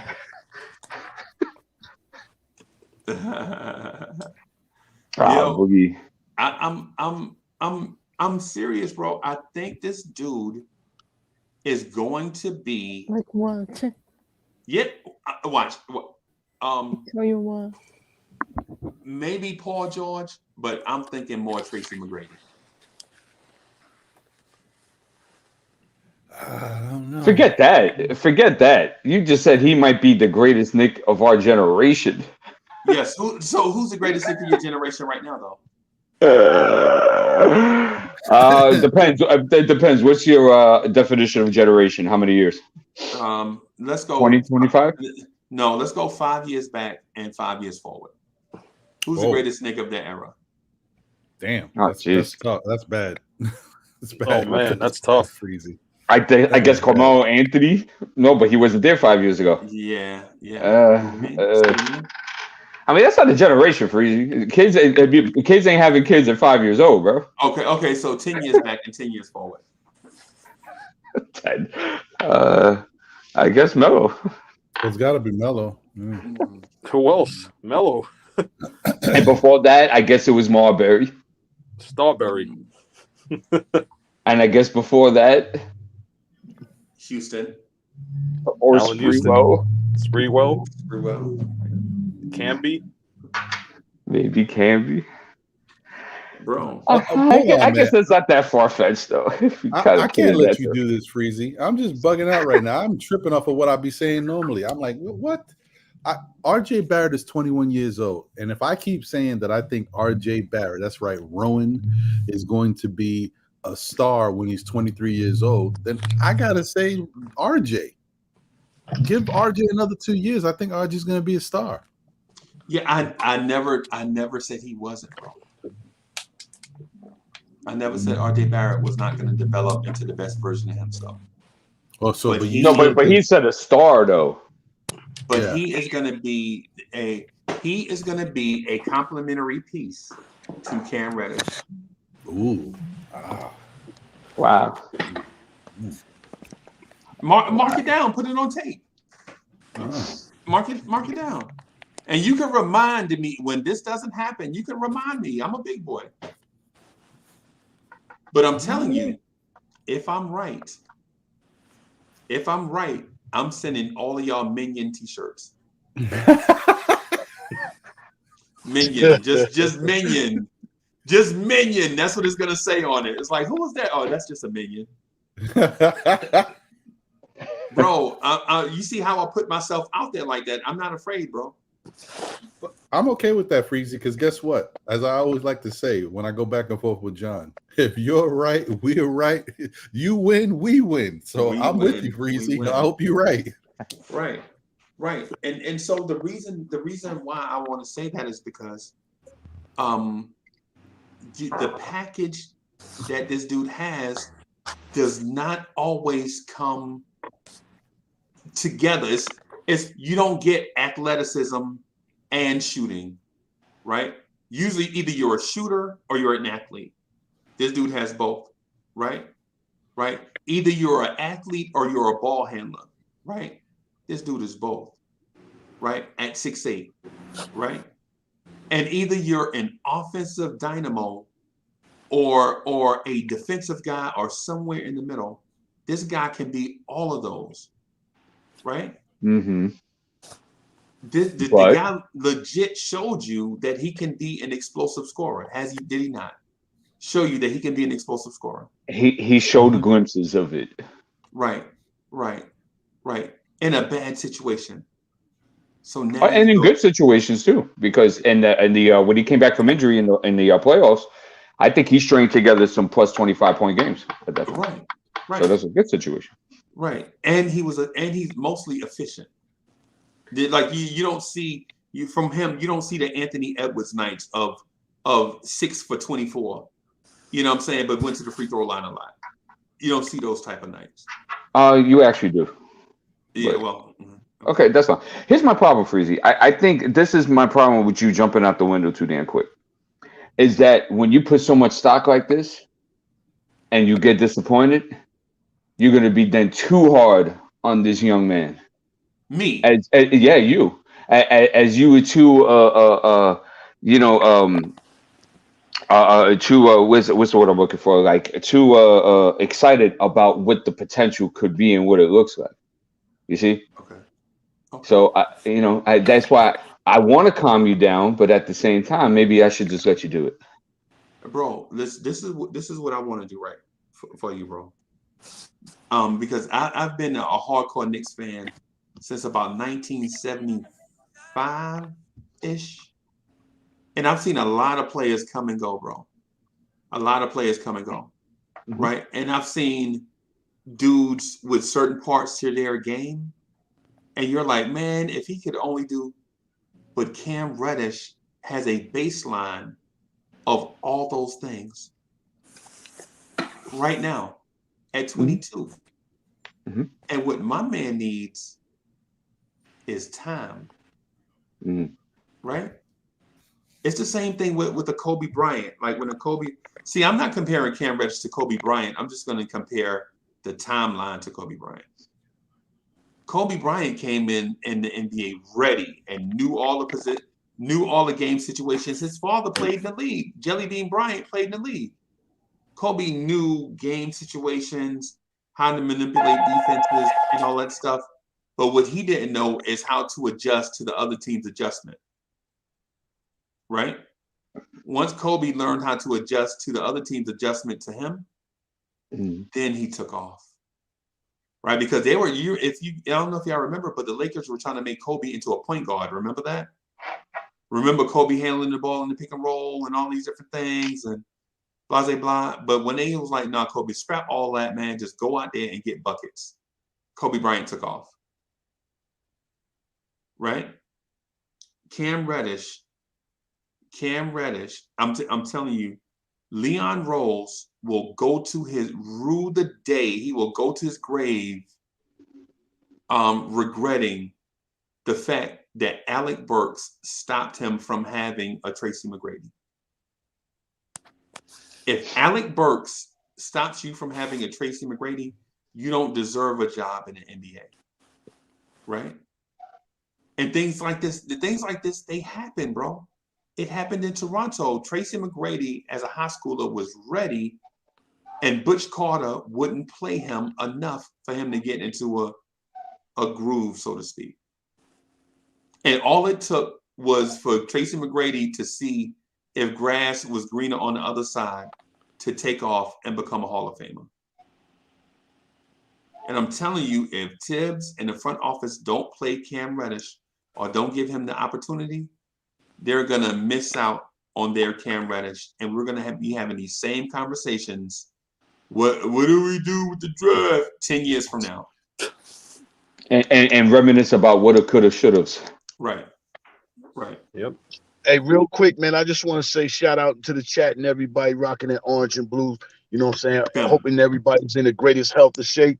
You know what I'm saying? Remember, family is first. Take care of your household and take care of what you're supposed to do, your responsibilities and everything, and proceed with your life. You know what I'm saying? The greatest thing about waking up in the morning is being able to go do your day and come back and put your key in your door and turn your doorknob to go back in home and say, yeah, I made it, came back home. You know what I'm saying? I want to send a special shout out to Miss Karen. I see you in the building, Miss Fogg. How you doing? I just wanted to let you know you are the madam when I always call you. You know what I'm saying? So I wanted to give you your love and your presence. It's nothing like reading your chats and seeing you, you know what I'm saying? But now being on the same window with you, I want to feel like, you know what I'm saying, I officially know who you are now. Blessings to you, my madam. How are you?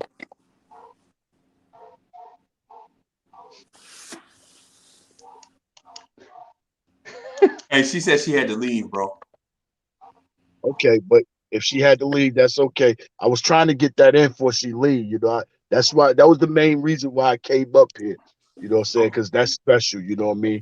But, you know, also to see how y'all brothers doing, but that was real special, man. You know what I'm saying? To see, you know, Karen Fogg. I never knew who she was.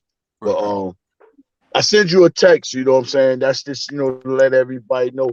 I sent to Freezy a text and everybody else. I've been, you know, hitting everybody up, let everybody know. You know, I'm getting ready to go on vacation for a minute. I'm getting ready to lay low, you know what I'm saying, until this trade deadline is over with, you know what I'm saying? And then I'm gonna come back out, man. I'm gonna take some time to myself, you know what I'm saying? So if anybody want to reach out to me, you got my information. You can reach out to me. But I still always be in the chat and, you know, supporting everything and do what I need to do, you know what I'm saying, to help everybody, you know what I'm saying, in the chat or whatever, man. Just know that I love you and nothing is wrong. I'm all good. I just want to take some time and space to myself because, you know, because of what's going on with the squad. I want to wait till the deadline. So when I come back, at least I feel like I know the direction we're going to right now, you know what I'm saying? Because right now the direction is not telling me anything. So that's where I want to be at, you know what I'm saying? I just wanted to share that with y'all because y'all my brothers are every day, not, you know, just a day, you know what I'm saying? So I want to personally, in case I don't have you, and so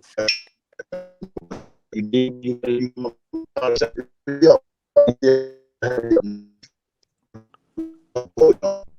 J Boogie, you in the Matrix, bro. It's breaking up. J Boogie, you in the Matrix, bro. You sound like Roger Troutman. Max Headroom. Yeah. That's you compare Cam Reddish to Max Headroom. Yeah. Oh, there he is. Oh.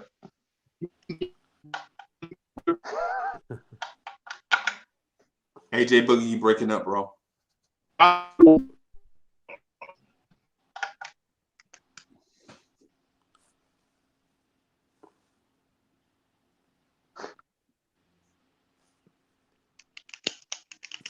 But yeah, so Freezy, I hear you.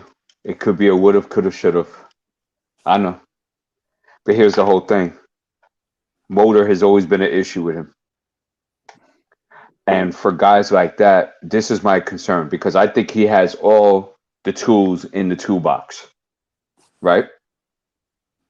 But my top concern with him is that he needs a destination that will care about Cam Reddish and make Cam Reddish the best version of Cam Reddish before Cam Reddish becomes the best version of himself on the basketball court. And I don't think this organization cares, which is one of my big gripes about this organization. I'm going to say this to that. I'm going to say this to what you just said. This is my response. Bro, don't get caught up in that stuff, man. Don't get caught up in that, bro. What I'm going to say to you, because I know you're a smart dude, and I don't want to seem disrespectful, none of that stuff. That ain't what I'm going for. What I'm going for is this. First of all, I want you to openly admit that Uncle Freezy is right. About what? About Cam Reddish being the next Tracy McGrady. And second, for the New York Knicks? No. Oh, just in general. In general, this dude is going to be the next Tracy McGrady, right? I'll put it to you like this. That I completely disagree with, but I will say this: that if in the right organization that cares about Cam Reddish will be an all-star in this league. Stop talking. Why are you talking about my Knicks like we are dysfunctional? Oh, I forgot. We care about players' development and stuff like that. My fault. Where the hell have I been? All right. So Karen getting out of here. All right, Karen. We'll see you later, okay? Bye, Karen. Bye, Karen. Yeah, Karen getting out of here. She said, bye, Karen. All right, boss. All right. So Karen gets okay. So the thing is, I'm trying to get you to buy into is that megastars are gonna become megastars regardless of the organization. Michael Jordan went to a grease fire, bro. Let me Poetic. Let me ask you this. This is on the spot trivia. I got a perfect example that's gonna blow that out of the water. Name one Chicago Bull great that played for the Bulls before Michael Jordan.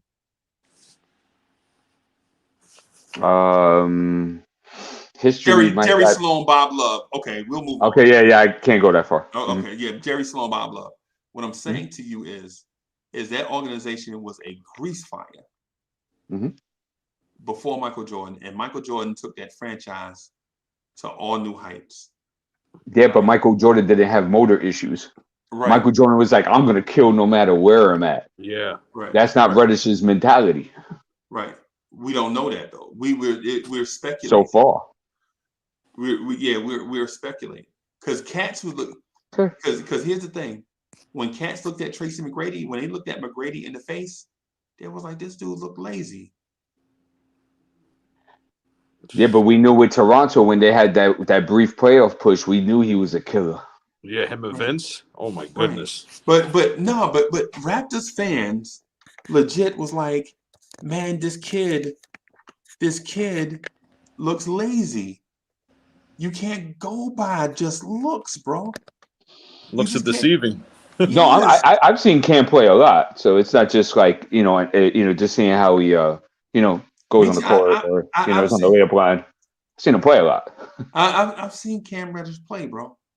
I've seen this dude play, and I'm here to tell y'all that you can't judge a book by its cover. Right? As Knicks fans, we always do that, bro. We judge books by the cover. Like when we got J.R. Smith from China. Remember J.R. Smith left Denver and went to China and played, and we recruited him from China to come play for us.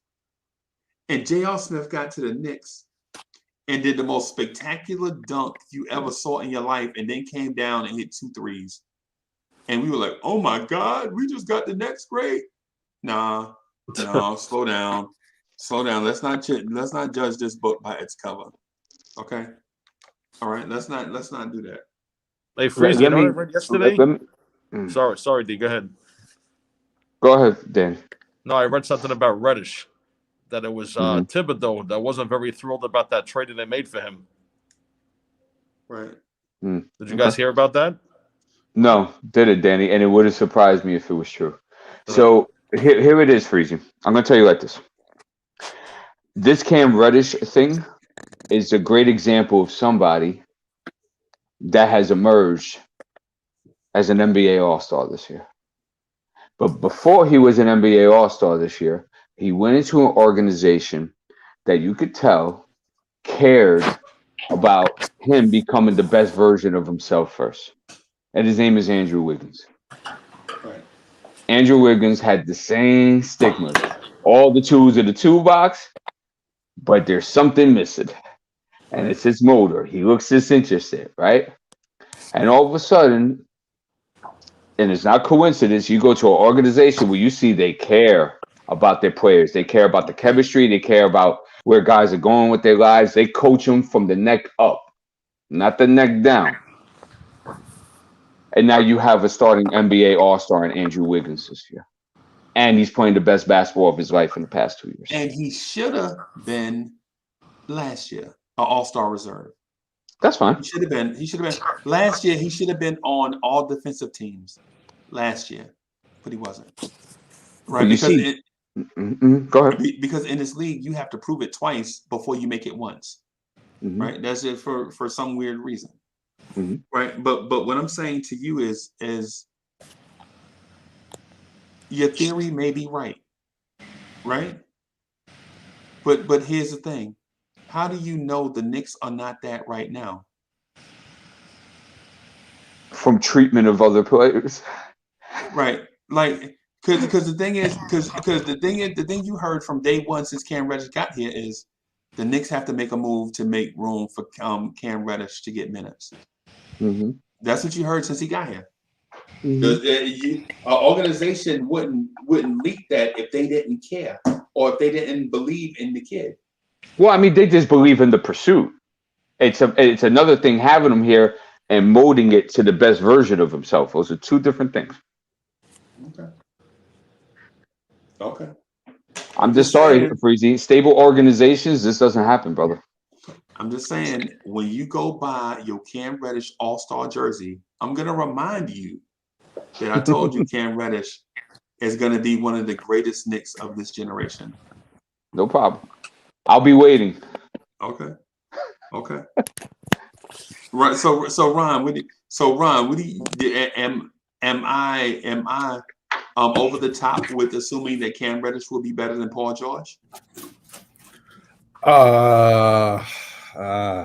Man. Come on, Ron.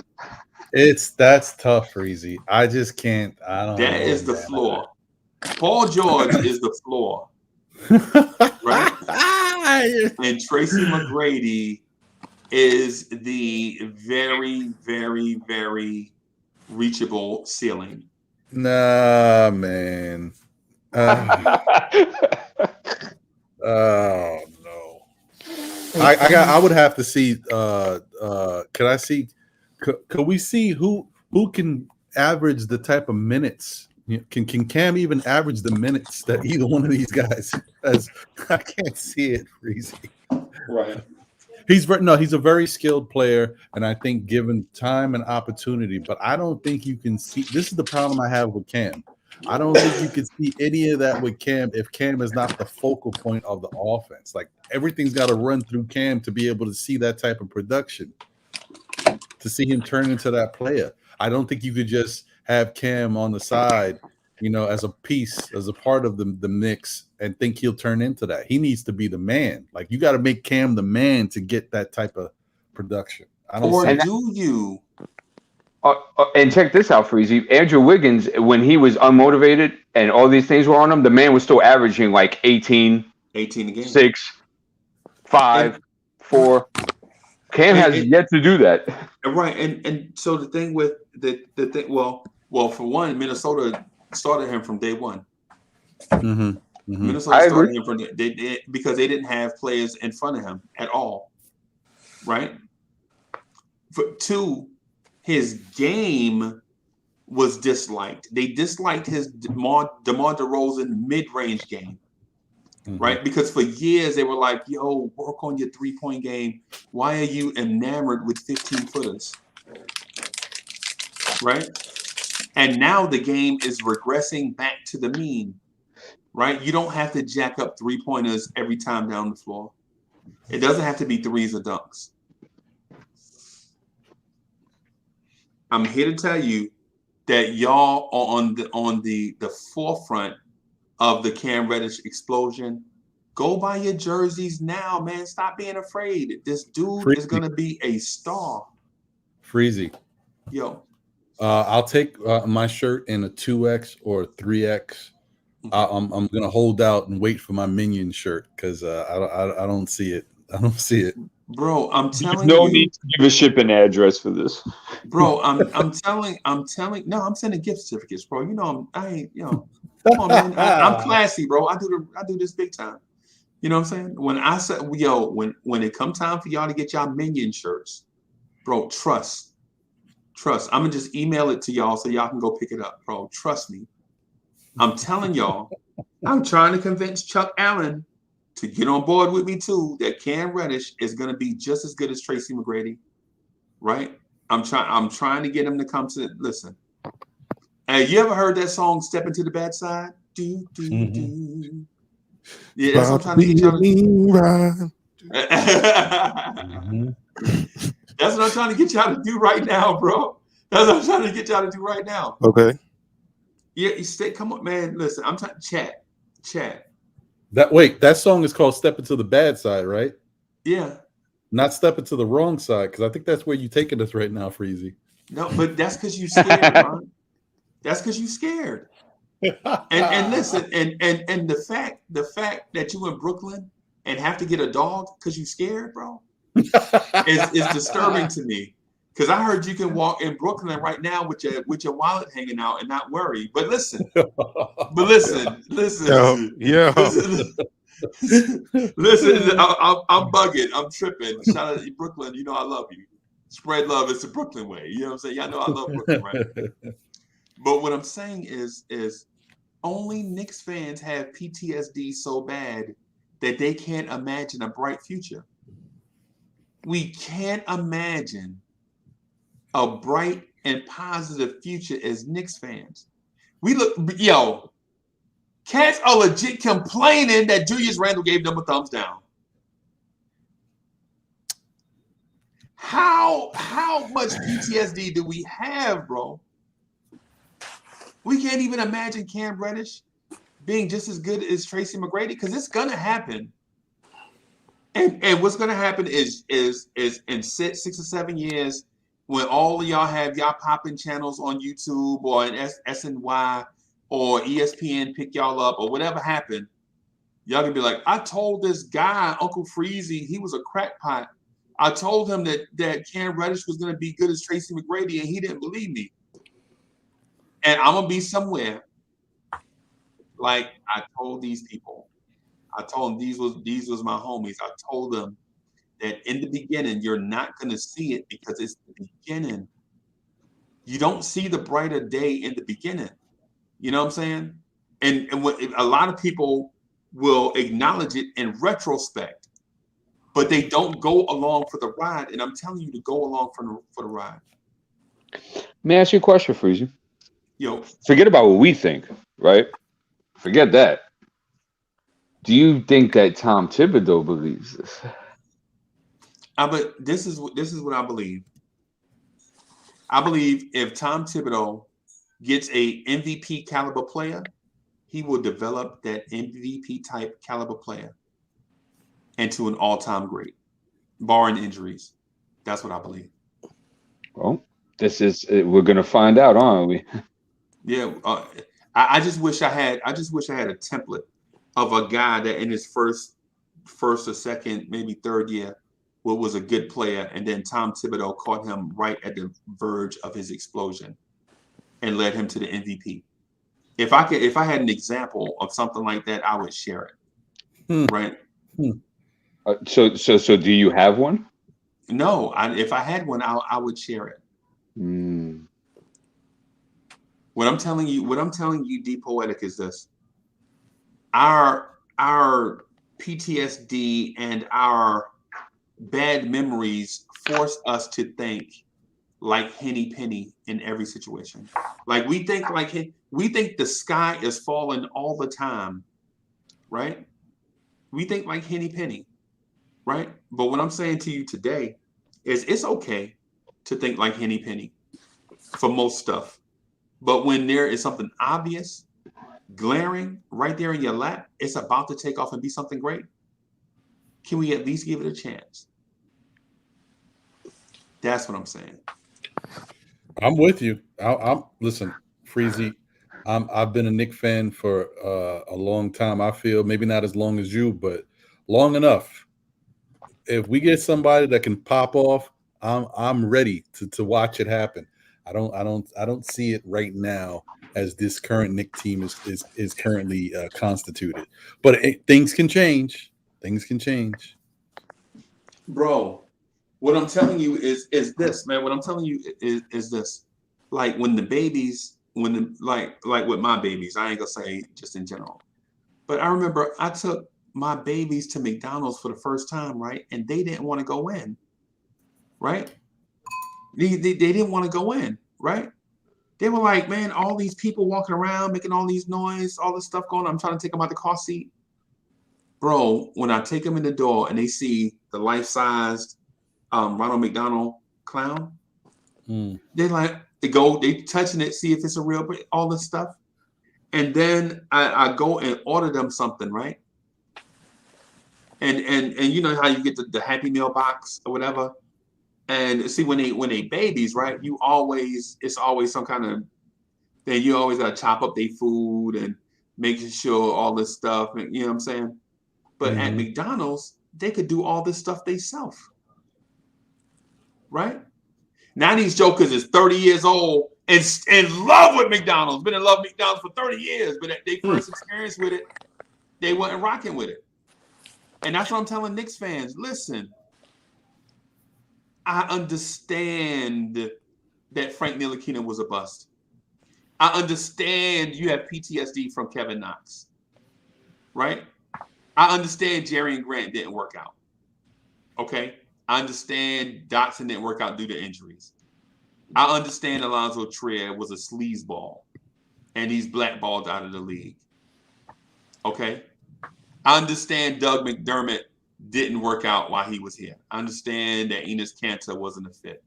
I understand Mario Hezonja did have a lot of skills and it didn't work out. But what I'm telling you is Cam Reddish is not those guys. And I know you had bad memories, right? I know you had bad memories, but what I'm telling you is at least give this guy a chance. Be open to the fact that you may have a multiple-time All-Star on your roster, and he just needs time. Because if you shut out this thought before it even starts, it's not about Cam Reddish. It's about you as the Knicks fan. You want to be miserable because of miserable things happening in the past, so you're conditioned to it, right? But if I ask you to, hey, consider the possibility of Cam Reddish being Tracy McGrady, and you say no, you know who that's an indictment on? You. Yeah, not Cam Reddish. Not Cam Reddish. Right? That's all I'm saying. Because I'm gonna be right about Cam Reddish And the thing about it is either you can go along for the ride with me, or you can stand on the sidelines and be a skeptic the whole way until Cam Reddish makes the All-Star team. And then you'll be like, I was telling Uncle Freezy from day one, and you'll be a bold-faced liar. But I won't tell you to your face. I'll just send you the Minion shirt. Come on, Minion. Come on.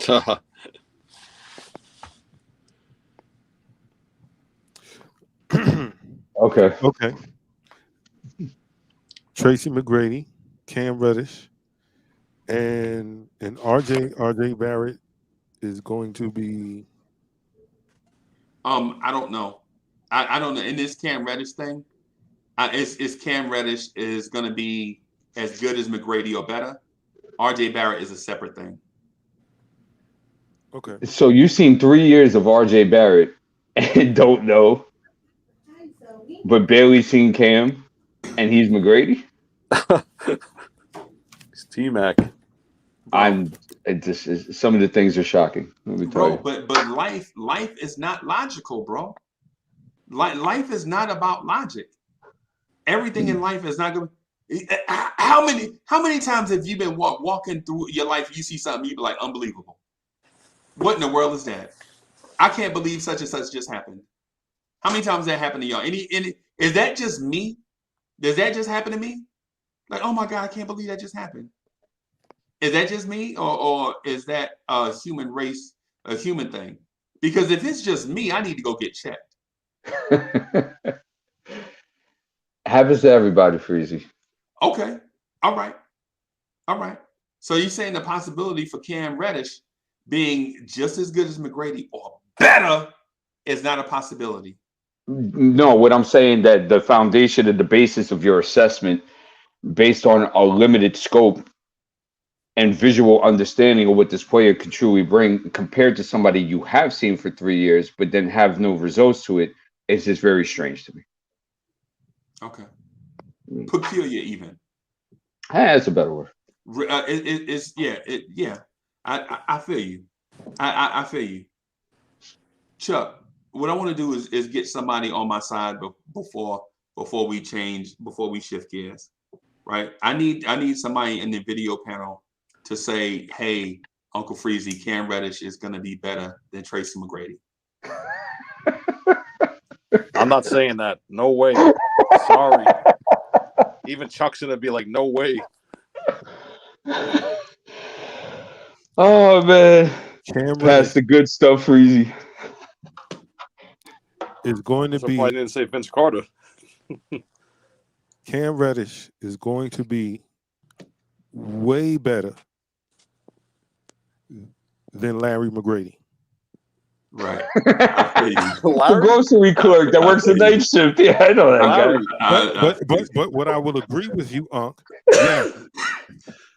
Cam Reddish has the most talent, untapped talent, than anybody else on the roster.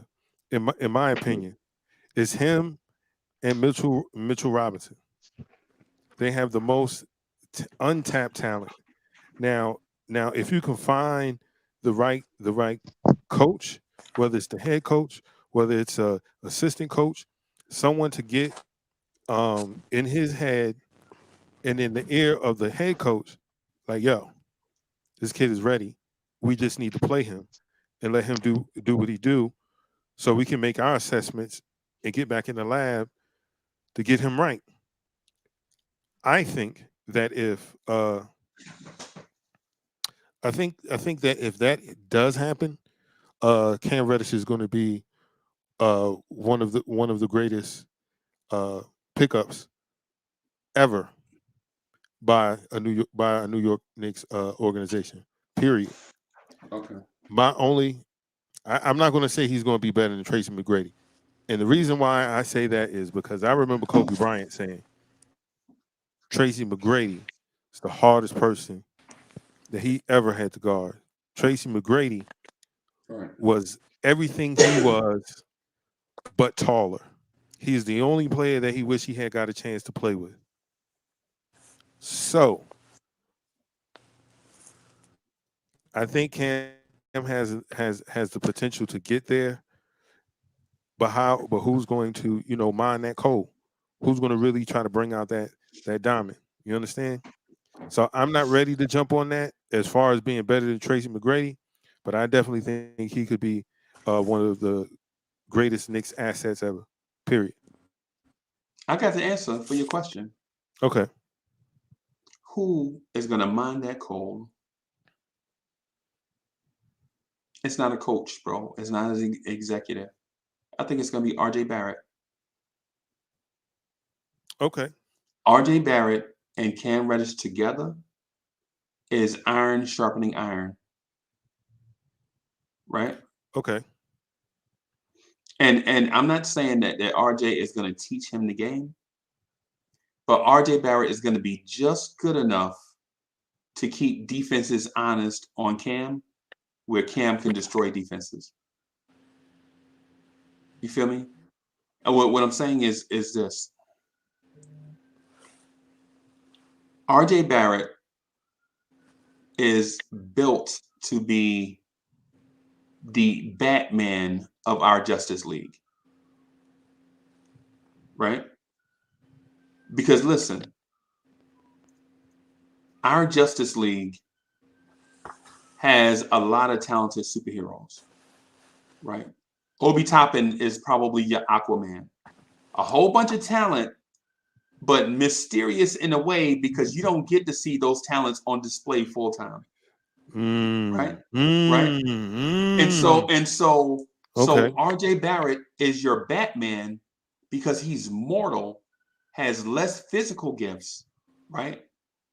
But what he brings is ingenuity and never give up toughness, right? Batman, a man used ingenuity to compete with aliens. You feel me? If you ever saw the Batman versus Superman movie, Batman, Bruce Wayne, is a man that got in a fist fight with an alien from another planet, Superman. Yeah. RJ Barrett don't have all the physical. RJ Barrett doesn't have a 40-inch vertical. RJ Barrett is not a super athletic freak of nature. But somehow he always competes. He is your Batman. That's true. Right? So you know who the Superman is in this equation? Randall? You know who the alien is? The freak of nature? Cam Reddish. Cam Reddish.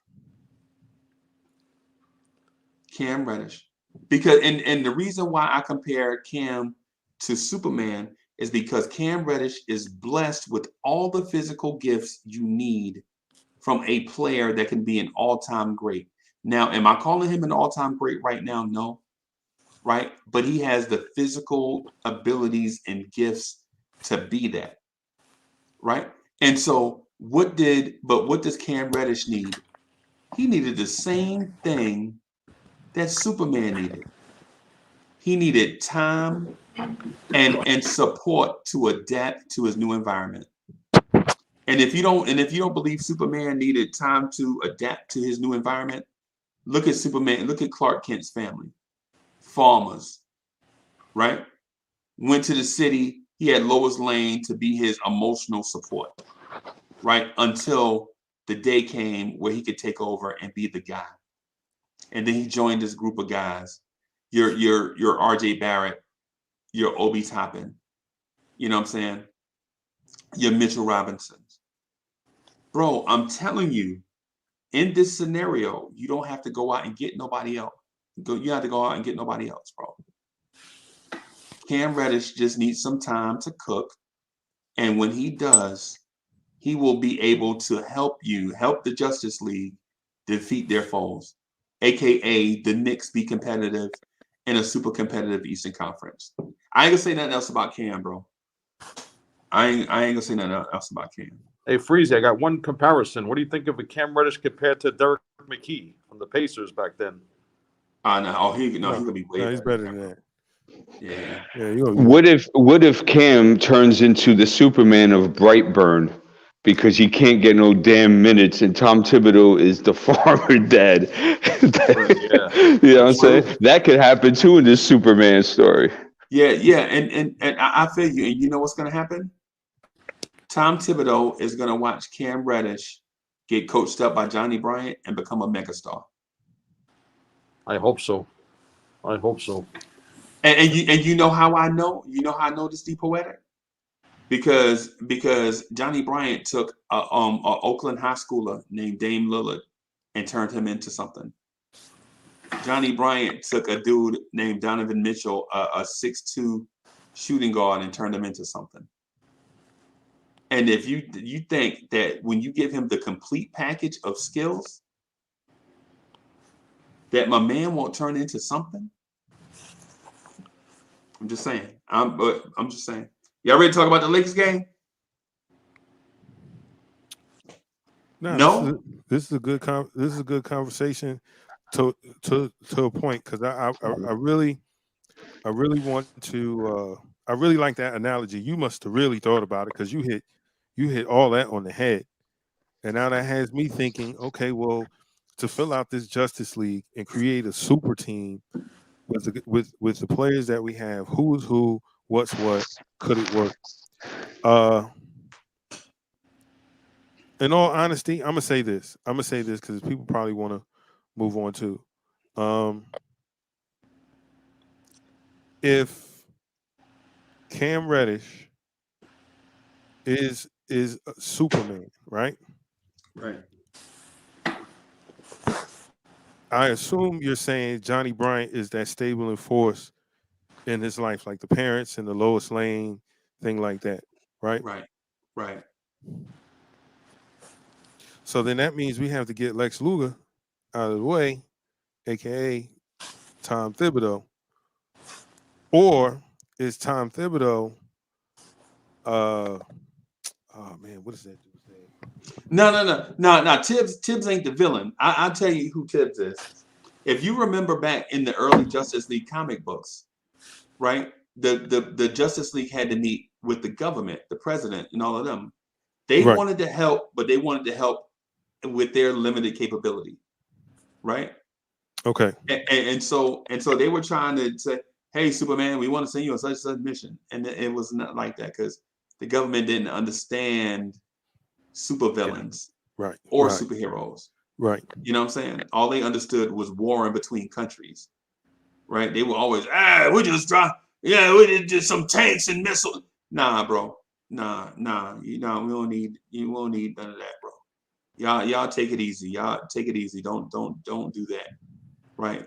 The thing is, Chuck, with Tibbs, with Tibbs, I would say, I'm thinking Tibbs is gone in the next year anyway. Right. Just because of the mission of the team, I think Tibbs is gone. Right. But I think. So are you saying after this season or after the next season? I'm not going to say after this season because I think this season is a fluke. I think Tibbs gets one more year, and you're going to see this Justice League come together, right? Because the thing about the Justice League is not the fact that the individual parts could do things on their own. The Justice League is about all these guys with all these super talents coming together and fighting together as one to be the common enemy. What are you saying? With Tibbs as the coach? You saying? No. What I'm saying is I think Tibbs may coach out this year because this year is a fluke, and coach full next year and then be gone. Gotcha. So Tibbs 3 full seasons with Tibbs. So he coaches 3 out of the 5 seasons. Okay, got it. Yeah, and it's gone. And then Johnny Bryant takes over, and you see, and now instead of us calling these guys kids, these guys will be the vets. Yeah, I like that. You feel me? You feel me? You see where I'm going? Tibbs coached the kids. Johnny Bryant coached the vets. And by then, the vets will be Cam Reddish, Obi Toppin, R.J. Barrett, Quentin Grimes. All of them, they'll be the young vets going forward as a unit. But with Superman as the leader.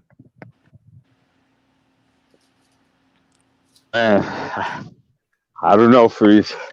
I'll die laughing if February 10th is completely blown up and all the vets are gone. I will die laughing for 24 hours straight. Well, the thing is, think about this. If the vets are all gone on February 10th, all that means is the timeline is sped up. Yeah. Right. Speed up the process. Yeah. Because that was going to be my next thing that I point out. That's why I'm dying laughing. If you get rid of all of the vets, I can see guys getting their opportunities earlier and developing better because they have this the in game time to develop. But if they're still here at the end of the season, I don't see that happening, and then I don't see the organization giving these young guys the opportunity. Only if what we're saying and what you're saying manifest over the summer, and we get guys coming into training camp and in summer league absolutely dominating. Right. Where we're like, yeah, where did this come from? Well, who's to say that can't happen, Chuck? I'm not saying it can't. The possibility is there for sure. Okay, so you with me? Okay, all right. So you with me then? So you with me with my Justice League theory? Yes. Okay. If it's true, Freezy, right? And let's say we all jump on board with this. Here would be my question: why not just start it now? Why wait? Right. So, but D, the thing about it is you got to remember that these young superheroes in this scenario that I'm saying is they weren't ready. Remember, Batman lost the ass of fights before he was ready, bro. Before his technology got up to snuff. Yep. Batman. Anybody ever read the comic book Batman versus Predator? No. I would. No. Listen, I'm gonna put y'all. This is G status right here. I'm gonna put y'all on something. Read, or if you don't even read the comic book, go on YouTube and watch the story Batman versus the Predator. And it'll show you how a man with so much heart and fortitude still didn't have enough to win. And he was on the edge of his life, barely survived the butt cutting he got from the Predator, right? And he had to consider his limitations as a man, right? He had to consider his limitations as a man, right? And go back to the drawing board and try to become a better version of himself. And he did that and defeated the Predator, right? And listen, I know a lot of times I get analogous, right? And I don't like to get analogous when it comes to basketball. You know what I'm saying? Not drawing human life comparisons to a game. But here's the thing. Once you see the Batman versus Predator story and see how Batman went from a tough guy that felt like he can beat anybody to a dude that realized he's immortal and he needs to upgrade technology and all these things, because as great as he was and as high as his reputation was, he still had limitations. And so Batman went through this self-improvement thing, right? So anyway, I didn't want to get too deep into that. All I'm saying is Cam Reddish is going to be the next Tracy McGrady. Freezy, the kids are ready to become Teen Titans right now, bro. Right. And they could get small victories. And they could develop into becoming a super team. So just to stick with your analogy. Right. They're ready, bro. Right. But the only thing that's stopping them is stubbornness and an agenda. Well, if you remember correctly, Teen Titans didn't fight big enemies. Teen Titans fought teen enemies. You know what I'm saying? So if in your analogy, this team, if you play them, they can maybe make the first round of the playoffs, the play-in game, and lose and learn valuable lessons and all that stuff along the way. right? And Exactly. and I get it. I get that. But what I'm saying is open up your mind to the possibility that the mega star that you've been chasing for all these years, clearing up all this cap space, may be on your roster already. And all you have to do is allow him to develop into that player. Just get out of the way. Stop shooting yourself in the foot. You know what I'm saying? Hey, it's like the cowboy movie. It's like the cowboy movie where the dumb sheriff is always getting beat up by the bad guys to the end of the movie. He finally wins. Sheriff, stop taking all these butt cuttings. Stop walking into a bar with 50 goons by yourself. You know you're not gonna win. Right? Round up the posse in the beginning and then go get the bad guys. Right? Anybody in here ever watch a cowboy movie? Anybody in here 50? I like something like that. I want, hey. Yo. Hey. So, ooh, matter of fact, speaking of, hey, G.I., you ever saw that movie Posse? Yes, they're good. I'm glad you went there. Yes. There we go.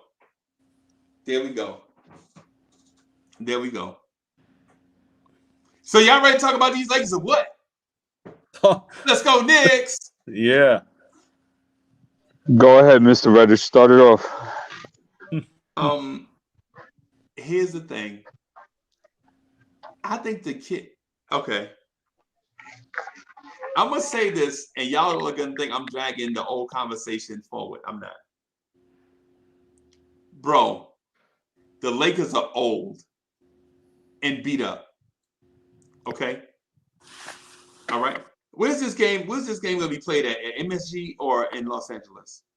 We on the West game. We on the West Coast swing, my friend. Bro, the Lakers are old and beat up. And the one thing that old veteran beat up teams hate the most is young, fresh legs, which the Knicks just happen to have an abundance of, by the way. We just don't play them. I think Saturday night you'll see the young, fresh legs of the Knicks blow out the Lakers in Staples Center on national TV. And Poetic's Justice League will start the process of coming together. It's your Justice League. I was just down with the whole Teen Titan thing. Hey, shout out to Teen Titans, bro. Shout out to the Teen Titans. Anybody in here watch Teen Titans, bro? Shout out to Teen Titans. So, Danny, what you think, bro? Danny disappeared. So, Danny, what you think? You think the Knicks are going to blow out the Lakers? Blow them out? Blow them out. I say the Knicks by 10. I'm going to say the Knicks by 15. So what you think, G.I.?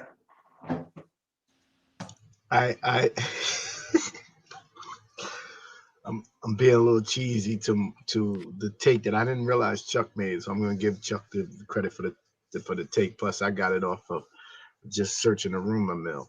But I think Westbrook is going to show Knicks fans why he'd be a good addition to the team. I think he's going to control the pace of the game and really cause problems for us. I think he's going to get a triple double, and because of that, hopefully we can get him to turn the ball over. But I like RJ's matchup. RJ, I believe, is going to play him and be on him. So we'll see. But I'm still concerned about what our West Coast legs will look like. We'll have to shoot the ball at a very high weight. So we have a chance to win the game. I'm definitely like, no way we can win. But I think Westbrook's going to try to do his thing on us. And if he does, we've seen Westbrook beat us before. We really have. You've seen Westbrook control the game against the Knicks many a day. So we'll see. Okay. I agree with Westbrook going to the show us tonight.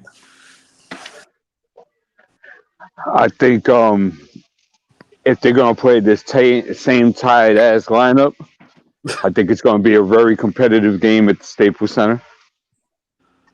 And the leagues are gonna go up and down, the leads are gonna change, it's gonna be those type of things. Right. I agree with you, Freeze. Wait, hold on, I ain't finished yet. If you bring in some young legs and inject this, then I could think it could be a very different game. Yep. Because our bench is just way better than theirs. Yeah. And they know it. So if the bench gets some minutes and we play with some cohesion, I can see us winning by 6, 7, something of that nature. But that same old tired Kemba Walker for 20 minutes, Evan for 30, Bucks playing 20. No. I see us losing a tough game at the Staples Center. I'm gonna say all the young kids have an impact. Julius Randle has a triple-double. Nice. Right. I think it's right at the trade deadline. I think Julius Randle is going to have a triple-double, something like 25, 12, and 12. Nice. Right. And I think the young kids, I think Grimes, RJ, Mitch, all the young guys that play are going to prove that putting together aging superstars doesn't guarantee you win a championship. Right?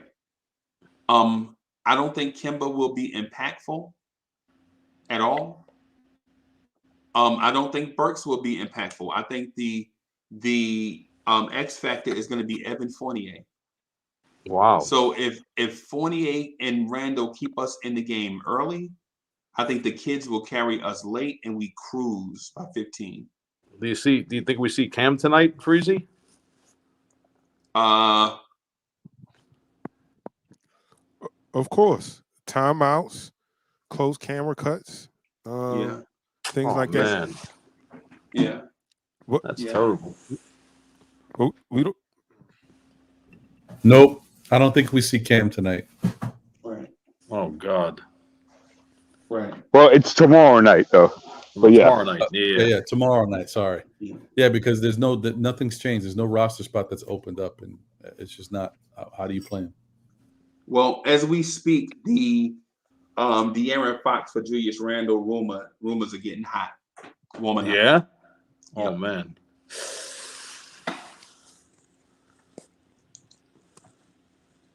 What do you think about Westbrook?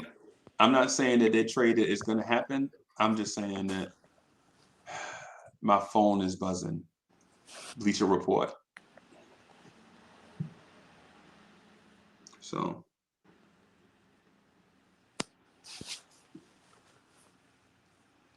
What do you think about Westbrook? Think they could do a triple-double on us? I think Westbrook is going to have a Westbrookian type game.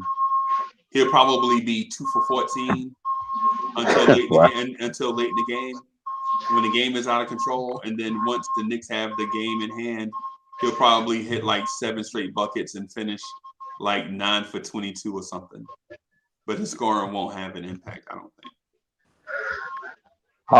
I gotta go, y'all. Y'all have a great day.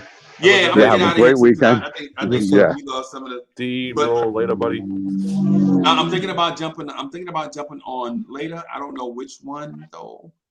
Hey, Hadouken, you jumping on today?